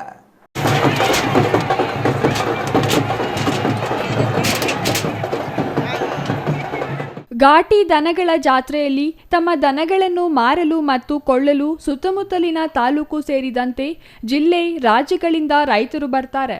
ಹಾಗೆಯೇ ಪ್ರತಿ ವರ್ಷ ಜಾತ್ರೆ ದೇವನಹಳ್ಳಿಯ ತಾಲೂಕು ಅರದೇಶನಹಳ್ಳಿಯ ಮರಿಯಪ್ಪ ಮತ್ತು ಮೊಮ್ಮಕ್ಕಳು ಘಾಟಿ ಜಾತ್ರೆಗಾಗಿಯೇ ಪ್ರತಿ ವರ್ಷ 4-5 ಎತ್ತುಗಳ ಜೋಡಿ ತಯಾರು ಮಾಡುತ್ತಾರೆ. ಹಳ್ಳಿಕಾರ್ ತಳಿಗಳ ತವರಾದ ಮಂಡ್ಯ, ರಾಮನಗರ, ಮಾಗಡಿಯಿಂದ ಸಣ್ಣ ಕರುಗಳನ್ನು ತಂದು 3 ತಿಂಗಳು ಕರುಗಳಿಗೆ ಹಾಲು, ಮೊಸರು ಹಿಂಡಿ ಬೂಸ ಕೊಟ್ಟು ಸದೃಢವಾಗಿ ಎತ್ತುಗಳನ್ನಾಗಿ ಮಾಡುತ್ತಾರೆ. ಜಾತ್ರೆಯಲ್ಲಿ ಇದೇ ಎತ್ತುಗಳು 3-4 ಲಕ್ಷಕ್ಕೆ ಮಾರಾಟವಾಗುತ್ತವೆ ಎನ್ನುತ್ತಾರೆ ಮರಿಯಪ್ಪನ ಮೊಮ್ಮಕ್ಕಳು. ಘಾಟಿ ದನಗಳ ಜಾತ್ರೆ ಅಂಗವಾಗಿ ನವಕರ್ನಾಟಕ ಯುವ ಶಕ್ತಿ ವೇದಿಕೆಯಿಂದ ಹಳ್ಳಿಕಾರ್ ಫ್ಯಾಷನ್ ಶೋ ಆಯೋಜನೆ ಮಾಡಿದ್ದು, ಈ ಕುರಿತು ಮಾತನಾಡಿದ ಆಯೋಜಕ ಹಳ್ಳಿ ರೈತ ಅಂಬರೀಶ್ ಅವರು, ಕಳೆದ ವರ್ಷದಂತೆ ಈ ಬಾರಿಯೂ ಹಳ್ಳಿಕಾರ್ ಫ್ಯಾಷನ್ ಶೋ ಆಯೋಜನೆ ಮಾಡಿದ್ದು ಡಿಸೆಂಬರ್ 21ರಿಂದ 24ರವರೆಗೂ ನಡೆಯಲಿದೆ. ಉಸ್ತುವಾರಿ ಸಚಿವರು ಫ್ಯಾಷನ್ ಶೋಗೆ ಚಾಲನೆ ನೀಡಿದರು. ಹಳ್ಳಿಕಾರ್ ತಳಿಯ ಹಸುಗಳ ಸಂರಕ್ಷಣೆ ಮತ್ತು ಅದರ ಮಹತ್ವವನ್ನು ಜನರಿಗೆ ತಿಳಿಸುವ ಕಾರಣಕ್ಕೆ ಫ್ಯಾಷನ್ ಶೋ ಆಯೋಜನೆ ಮಾಡಲಾಗಿದೆ. ಹಾಗೆಯೇ ಜಾತ್ರೆಗೆ ಬರುವ ರೈತರಿಗೆ ಉಚಿತವಾಗಿ ಮೇವು ಮತ್ತು ನೀರು ಕೊಡುವ ವ್ಯವಸ್ಥೆಯನ್ನು ಮಾಡಲಾಗಿದೆ ಎಂದರು. ನಮ್ದು ಅರ್ಧಶಳ್ಳಿ ದೇವನಹಳ್ಳಿ ತಾಲೂಕು. ಅದೇ ದಿಬ್ಬ ಮಾಡೋಕ್ಕೆ ಬಂದಿದ್ದೀವಿ ಜಾತ್ರೆಗೆ. 20ನೇ ತಾರೀಕು ಜಾತ್ರೆ ಅಲ್ಲ, ಅದಕ್ಕೆ ದಿಬ್ಬ ಮಾಡೋಕ್ಕೆ ಬಂದಿದ್ದೀವಿ ಅಣ್ಣ. ಎಷ್ಟು ವರ್ಷದಿಂದ ಬರ್ತಾ ಇದ್ದೀರಾ? ನಮ್ಮ ತಾತನ ಕಾಲದಿಂದನೂ ಬರ್ತೀವಿ. ವರ್ಷ ನಮ್ಮ ತಾತನ ಕಾಲದಿಂದನೂ ಬರ್ತೀವಿ. ಯಾವುದು ನಿಮಗೆ ಈ ಥರ ಏನೇನು ಅನುಭವ ಜಾತ್ರೆ ಬರೋದು, ಅದು ಅನುಭವ ಅಂದರೆ ಮಾಮೂಲಿ ಒಂಥರ ಇದು ಖುಷಿ. ವರ್ಷನೂ ಒಂದು ಪದ್ಧತಿ ಜಾತ್ರೆಗೆ ಬರ್ತೀವಿ. ವರ್ಷನೂ ಬರ್ತೀವಿ, ಒಂದು ವರ್ಷನೂ ಮಿಸ್ ಮಾಡಲ್ಲ. Mahesh, CTV news, Doddaballapura.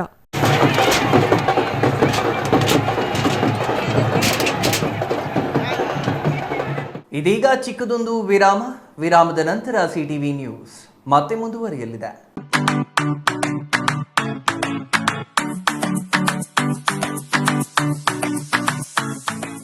ವಿಷಯ ಗೊತ್ತಾಯ್ತಾ? ಮನೆ ಇಂಟೀರಿಯರ್ಸ್ಗೂ ಸಹ ಇವಾಗ EMI ಪೇ ಮಾಡಬಹುದು. ಮನೆ ಕಚ್ಚಿದ ಮೇಲೆ ಇಂಟೀರಿಯರ್ಗೆ ತುಂಬಾನೇ ತಲೆ ಕೆಡ್ಸ್ಕೊತೀವಿ. ಯುನೀಕ್ ಆಗಿರ್ಬೇಕು, ಡಿಫ್ರೆಂಟ್ ಆಗಿರ್ಬೇಕು, ಮಾಡರ್ನ್ ಆಗಿರ್ಬೇಕು ಅಂತ. ಇದಕ್ಕೆಲ್ಲ ಒಂದು ಸೂಪರ್ ಸೊಲ್ಯೂಷನ್ ಕೊಡಬೇಕು ಅಂದ್ರೆ SMH hardware and innovations Chikkaballapur. ಇಡೀ ಬ್ಯಾಂಗ್ಳೂರಲ್ಲಿ ಕಂಪೇರ್ ಮಾಡಿದ್ರೆ ಇವ್ರು ಕೊಡೋ ರೇಟ್ಸ್ ತುಂಬಾನೇ ಅಫೋರ್ಡಬಲ್. ಇವ್ರದೇ ಆದಂತ ಸ್ವಂತ ಮ್ಯಾನುಫ್ಯಾಕ್ಚರಿಂಗ್ ಯೂನಿಟ್ ಇದೆ. Make in India, 25 years of experience. 80% of their clients ಬ್ಯಾಂಗ್ಳೂರಲ್ಲೇ ಇರೋದು. ನಿಮ್ ಮನೆಗೆ ಬಂದು ವಿಸಿಟ್ ಮಾಡಿ ನಿಮ್ಗೆ ನೀಟ್ ಆಗಿ ಡಿಸೈನ್ ಮತ್ತು ಎಕ್ಸ್ಪ್ಲನೇಷನ್ ಮಾಡಿ ಯಾವ ತರ ಮಾಡಬಹುದು ಅಂತ ಕ್ಲಾರಿಟಿನೂ ಕೊಡ್ತಾರೆ. ಇಂಟೀರಿಯರ್ಸ್ ಗೆ ಬೇಕಿರೋ ಎಲ್ಲ ಐಟಮು ಇವ್ರ ಹತ್ರ ಸಿಗುತ್ತೆ. You will get it at the very best price ಅಂತಾನೆ ಹೇಳ್ಬೋದು. ಮನೆ ಹೊಸಲಿಂದ ಹಿಡಿದು ಹಾಲ್, ಬೆಡ್ರೂಮ್, ಕಿಚನ್ ಎಲ್ಲಾನು ಇವ್ರ ಹತ್ರ ನೀಟ್ ಆಗಿ ಡಿಸೈನ್ ಮಾಡ್ಕೋಬಹುದು. ಈ ವಿಡಿಯೋನ ಬೇಗ ನಿಮ್ ಫ್ರೆಂಡ್ಸ್ ಅಂಡ್ ಫ್ಯಾಮಿಲೀಸ್ಗೆ ಶೇರ್ ಮಾಡಿ, ತುಂಬಾನೇ ಯೂಸ್ ಆಗುತ್ತೆ.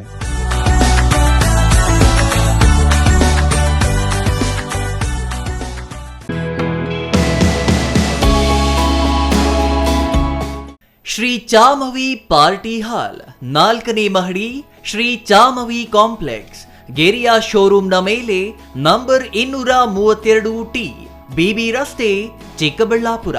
ನಿಮ್ಮ ಎಲ್ಲ ಶುಭ ಕಾರ್ಯಗಳಿಗೆ ಸುಸಜ್ಜಿತ ಪಾರ್ಟಿ ಹಾಲ್ ಚಿಕ್ಕಬಳ್ಳಾಪುರದಲ್ಲಿ ಸಿದ್ಧ. ಹುಟ್ಟುಹಬ್ಬ, ನಾಮಕರಣ, ಕಾರ್ಯಕ್ರಮ ಯಾವುದೇ ಇರಲಿ, ನಿಮ್ಮ ನಿರೀಕ್ಷೆಗೆ ತಕ್ಕ ಪಾರ್ಟಿ ಹಾಲ್. ನಮ್ಮಲ್ಲಿ ದೊರೆಯುವ ಸೌಲಭ್ಯಗಳು: ವಿಶಾಲವಾದ party hall, 1 dining hall, modern ಅಡುಗೆ ಕೋಣೆ, 300 ಅತಿಥಿಗಳ ಆಸನ ಸಾಮರ್ಥ್ಯ, 2 ಕೊಠಡಿಗಳು ಸಸ್ಯಾಹಾರಿಗಳಿಗೆ ಮಾತ್ರ, AC ಕೇಂದ್ರೀಕೃತ ಪಾರ್ಟಿ ಹಾಲ್, ಪ್ರೊಜೆಕ್ಟರ್ ಮತ್ತು ಪರದೆಯೊಂದಿಗೆ ಸಿದ್ಧವಾಗಿದೆ. ಎಐ ಸ್ಪೀಕರ್ಗಳಿಂದ ಆವೃತ ಲಿಫ್ಟ್ ಕೂಡ ಲಭ್ಯವಿದೆ. 100 ಕಾರ್ಗಳಿಗೆ ಪಾರ್ಕಿಂಗ್ ವ್ಯವಸ್ಥೆ, ಪವರ್ ಬ್ಯಾಕಪ್, ಜನರೇಟರ್ ಲಭ್ಯ. ಕೂಡಲೇ ಸಂಪರ್ಕಿಸಿ 99161111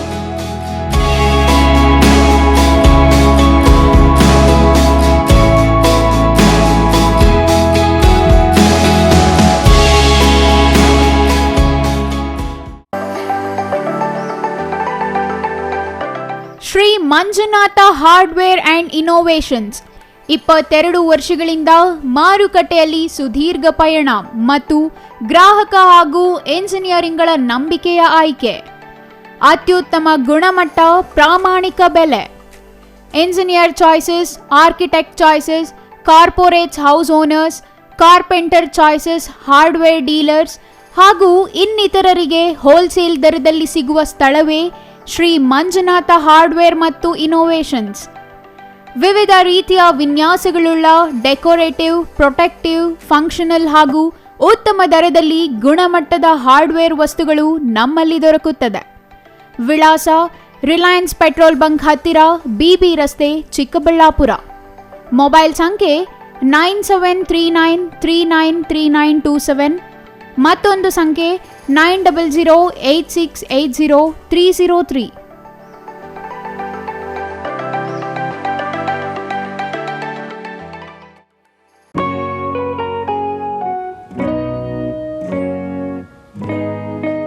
ಸ್ಕೈ ಮಹಿಳಾ ಅಡ್ಡ ವುಮೆನ್ಸ್ ಶೋರೂಮ್ ಬದಲಾದ ವಿಳಾಸದಲ್ಲಿ, ಗೌರಿಬಿದನೂರು ರಸ್ತೆ, ರೆಡ್ಡಿ ಎಲೆಕ್ಟ್ರಾನಿಕ್ಸ್ ಹತ್ತಿರ, ಚಿಕ್ಕಬಳ್ಳಾಪುರ ಟೌನ್.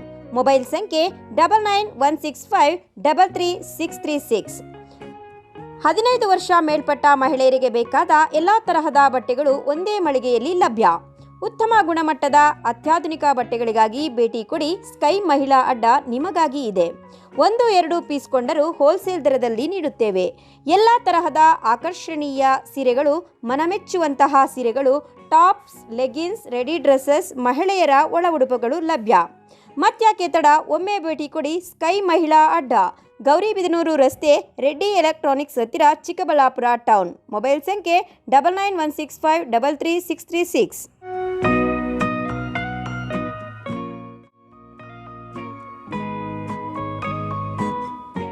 ವಿರಾಮದ ನಂತರ ಸಿಟಿವಿ ನ್ಯೂಸ್ಗೆ ಮತ್ತೆ ಸ್ವಾಗತ. ಇದೀಗ ಸಂಕ್ಷಿಪ್ತ ಸುದ್ದಿಗಳು. ಬೆಂಗಳೂರು ಗ್ರಾಮಾಂತರ ಜಿಲ್ಲೆಯ ಡಿಎಚ್ಒ ಸುನಿಲ್ ಕುಮಾರ್ ನಿವಾಸ ಮತ್ತು ಕಚೇರಿ ಮೇಲೆ ಲೋಕಾಯುಕ್ತರು ಇಂದು ಬೆಳ್ಳಂಬೆಳಿಗ್ಗೆ ದಾಳಿ ನಡೆಸಿದ್ದಾರೆ. ಬೆಂಗಳೂರಿನ ಬಸವೇಶ್ವರ ನಗರದ ನಿವಾಸದ ಮೇಲೆ ಲೋಕಾಯುಕ್ತ ಅಧಿಕಾರಿಗಳು ದಾಳಿ ನಡೆಸಿದ್ದಾರೆ. ಬೆಂಗಳೂರು ಗ್ರಾಮಾಂತರ ಜಿಲ್ಲೆಯ ಡಿಎಚ್ಒ ಸುನಿಲ್ ಕುಮಾರ್ ಕಚೇರಿಯಲ್ಲಿಯೂ ಲೋಕಾಯುಕ್ತ ಅಧಿಕಾರಿಗಳು ದಾಖಲೆ ಪರಿಶೀಲನೆ ನಡೆಸಿದರು. ಏಕಕಾಲದಲ್ಲಿ ಕಚೇರಿ ಮತ್ತು ನಿವಾಸದ ಮೇಲೆ ದಾಳಿ ನಡೆಸಲಾಗಿದೆ. ದೇವನಹಳ್ಳಿ ಬೀರಸಂದ್ರ ಜಿಲ್ಲಾಧಿಕಾರಿ ಕಚೇರಿಯಲ್ಲಿರುವ ಡಿಎಚ್ಒ ಕಚೇರಿಯಲ್ಲಿಯೂ ಪರಿಶೀಲನೆ ನಡೆಸಲಾಗುತ್ತಿದೆ. 8 ಲೋಕಾಯುಕ್ತ ಅಧಿಕಾರಿಗಳ ತಂಡದಿಂದ ಕಚೇರಿಯಲ್ಲಿ ದಾಖಲೆಗಳ ಪರಿಶೀಲನೆ ನಡೆಸಲಾಯಿತು.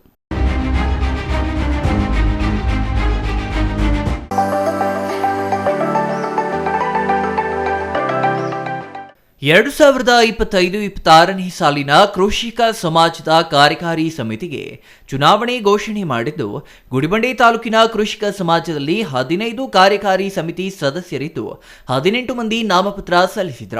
ಇವರಲ್ಲಿ 3 ನಾಮಪತ್ರ ಹಿಂಪಡೆದ ಕಾರಣ 15 ಮಂದಿ ಕಾರ್ಯಕಾರಿ ಸಮಿತಿ ಸದಸ್ಯರಾಗಿ ಅವಿರೋಧ ಆಯ್ಕೆಯಾಗಿದ್ದಾರೆ ಎಂದು ಚುನಾವಣಾಧಿಕಾರಿ ಕೇಶವರೆಡ್ಡಿ ಘೋಷಣೆ ಮಾಡಿದ್ದಾರೆ. ಈ ಕುರಿತು ಹೇಳಿಕೆ ನೀಡಿರುವ ಚುನಾವಣಾಧಿಕಾರಿ ಕೇಶವರೆಡ್ಡಿ, ಚುನಾವಣಾ ಅಧಿಸೂಚನೆಯಂತೆ ನಾಮಪತ್ರ ಸಲ್ಲಿಕೆ ಪ್ರಕ್ರಿಯೆ ನಡೆಸಲಾಗಿತ್ತು. ಒಟ್ಟು 15 ಮಂದಿ ಕಾರ್ಯಕಾರಿ ಸಮಿತಿ ಸದಸ್ಯ ಸ್ಥಾನಗಳಿಗೆ 18 ಮಂದಿ ನಾಮಪತ್ರ ಸಲ್ಲಿಸಿದ್ರ. ಇವರಲ್ಲಿ 3 ನಾಮಪತ್ರ ವಾಪಸ್ ಪಡೆದ ಕಾರಣ 15 ಮಂದಿ ಅವಿರೋಧವಾಗಿ ಆಯ್ಕೆಯಾಗಿದ್ದಾರೆ ಎಂದು ತಿಳಿಸಿದ್ದಾರೆ.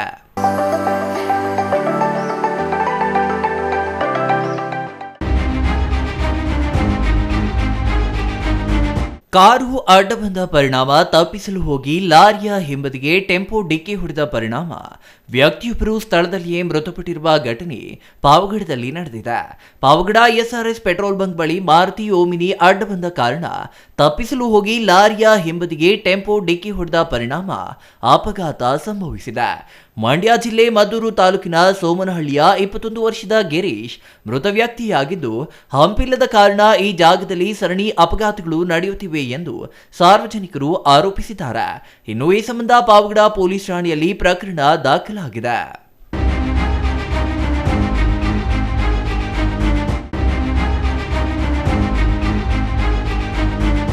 ಬೀದಿ ಬದಿ ವ್ಯಾಪಾರಿಗಳು ರಸ್ತೆ ಬದಿ ರಸ್ತೆಗೆ ಅಡ್ಡಲಾಗಿ ಅಂಗಡಿ ಮಳಿಗೆಗಳನ್ನು ಇಟ್ಟುಕೊಂಡು ವ್ಯಾಪಾರ ಮಾಡುತ್ತಿದ್ದು ರಸ್ತೆ ಸಂಚಾರಕ್ಕೆ ಅಡ್ಡಿಯಾಗುತ್ತಿದೆ. ಈ ಬಗ್ಗೆ ಪುರಸಭೆ ಮುಖ್ಯಾಧಿಕಾರಿಗಳು ಕಾರ್ಯಾಚರಣೆ ನಡೆಸಿ ರಸ್ತೆಗೆ ಅಡ್ಡಲಾಗಿ ಇಡದಂತೆ ಎಚ್ಚರಿಕೆ ನೀಡಿದರು. ವಿಜಯಪುರ ಹಳೆ ಪುರಸಭೆ ಮುಂಭಾಗ ರಸ್ತೆಗೆ ಅಡ್ಡಲಾಗಿ ಬೀದಿ ಬದಿ ವ್ಯಾಪಾರಿಗಳು ವ್ಯಾಪಾರ ಮಾಡುತ್ತಿದ್ದು ರಸ್ತೆಗೆ ಬಂದರೆ ದಂಡ ಹಾಕಲಾಗುವುದೆಂದು ಎಚ್ಚರಿಕೆ ನೀಡಿದರು. ಸರ್ಕಾರದ ಆದೇಶದಂತೆ ರಸ್ತೆಗಳಲ್ಲಿ ಮತ್ತು ಪಾದಚಾರಿ ಮಾರ್ಗಗಳಲ್ಲಿ ಅಡಚಣೆ ಉಂಟಾಗುತ್ತಿದ್ದು ಸುಗಮ ಸಂಚಾರಕ್ಕೆ ಬೀದಿ ಬದಿ ವ್ಯಾಪಾರಿಗಳು ತೊಂದರೆ ನೀಡಬಾರದೆಂದು ಮನವಿ ಮಾಡಿದರು. ಪುರಸಭಾ ಆರೋಗ್ಯ ನಿರೀಕ್ಷಕಿ ಲಾವಣ್ಯ ಮತ್ತು ಪುರಸಭಾ ಸಿಬ್ಬಂದಿ ಹಾಜರಿದ್ದರು.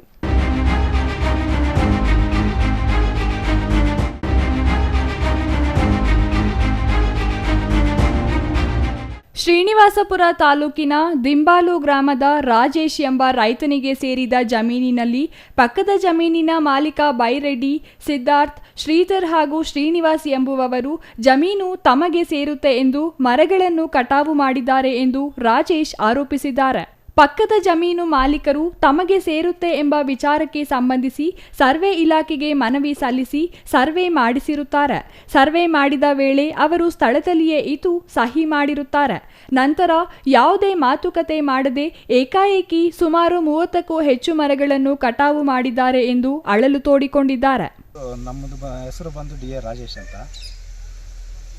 ನಮ್ಮ ಜಮೀನಿನ ಸರ್ವೆ ನಂಬರ್ ಬಂದು 70/8. ಇದೇ ಜಮೀನು ಪಕ್ಕದಲ್ಲಿ ಇರುವ ದಿಮ್ಮಲ್ ಅಶೋಕ್ ಅವರ ತಮ್ಮನಾದ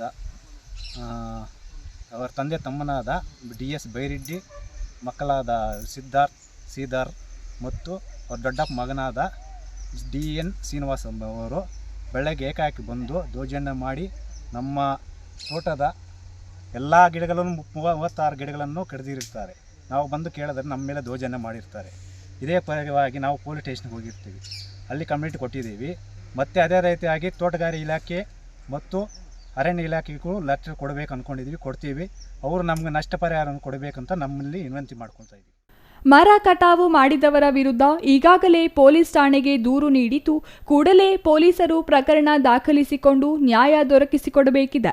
ಸಂಬಂಧಪಟ್ಟ ತೋಟಗಾರಿಕೆ ಇಲಾಖೆ ಹಾಗೂ ಅರಣ್ಯ ಇಲಾಖೆ ಅಧಿಕಾರಿಗಳು ಸ್ಥಳಕ್ಕೆ ಭೇಟಿ ನೀಡಿ ಪರಿಶೀಲನೆ ನಡೆಸಿ ಪರಿಹಾರ ಒದಗಿಸುವಂತೆ ಮನವಿ ಮಾಡಿದ್ದಾರೆ.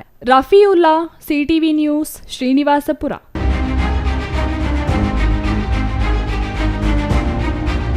ಕೊನೆಯದಾಗಿ ಮತ್ತೊಮ್ಮೆ ಮುಖ್ಯಾಂಶಗಳು.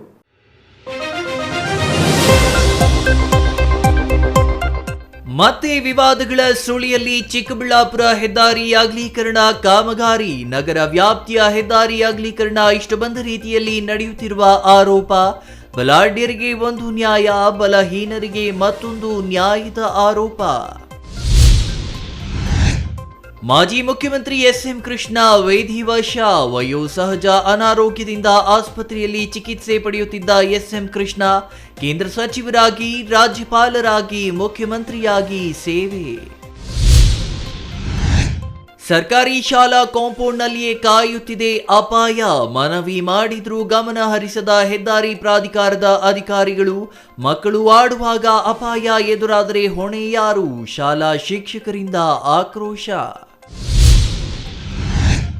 ಮಾಸಿಕ ವೇತನ 15,000 ನೀಡಲು ಆಗ್ರಹಿಸಿ ಆಶಾ ಕಾರ್ಯಕರ್ತೆಯರ ಪ್ರತಿಭಟನೆ. ಸಿಎಂ ಸಿದ್ದರಾಮಯ್ಯ ನೀಡಿದ್ದ ಭರವಸೆ ಈಡೇರಿಸುವಂತೆ ಆಗ್ರಹ. ಬೆಳಗಾಂ ಅಧಿವೇಶನದಲ್ಲಿ ಬೇಡಿಕೆ ಈಡೇರದಿದ್ದರೆ ಜನವರಿ 7ರಿಂದ ಅನಿರ್ದಿಷ್ಟ ಹೋರಾಟದ ಎಚ್ಚರಿಕೆ.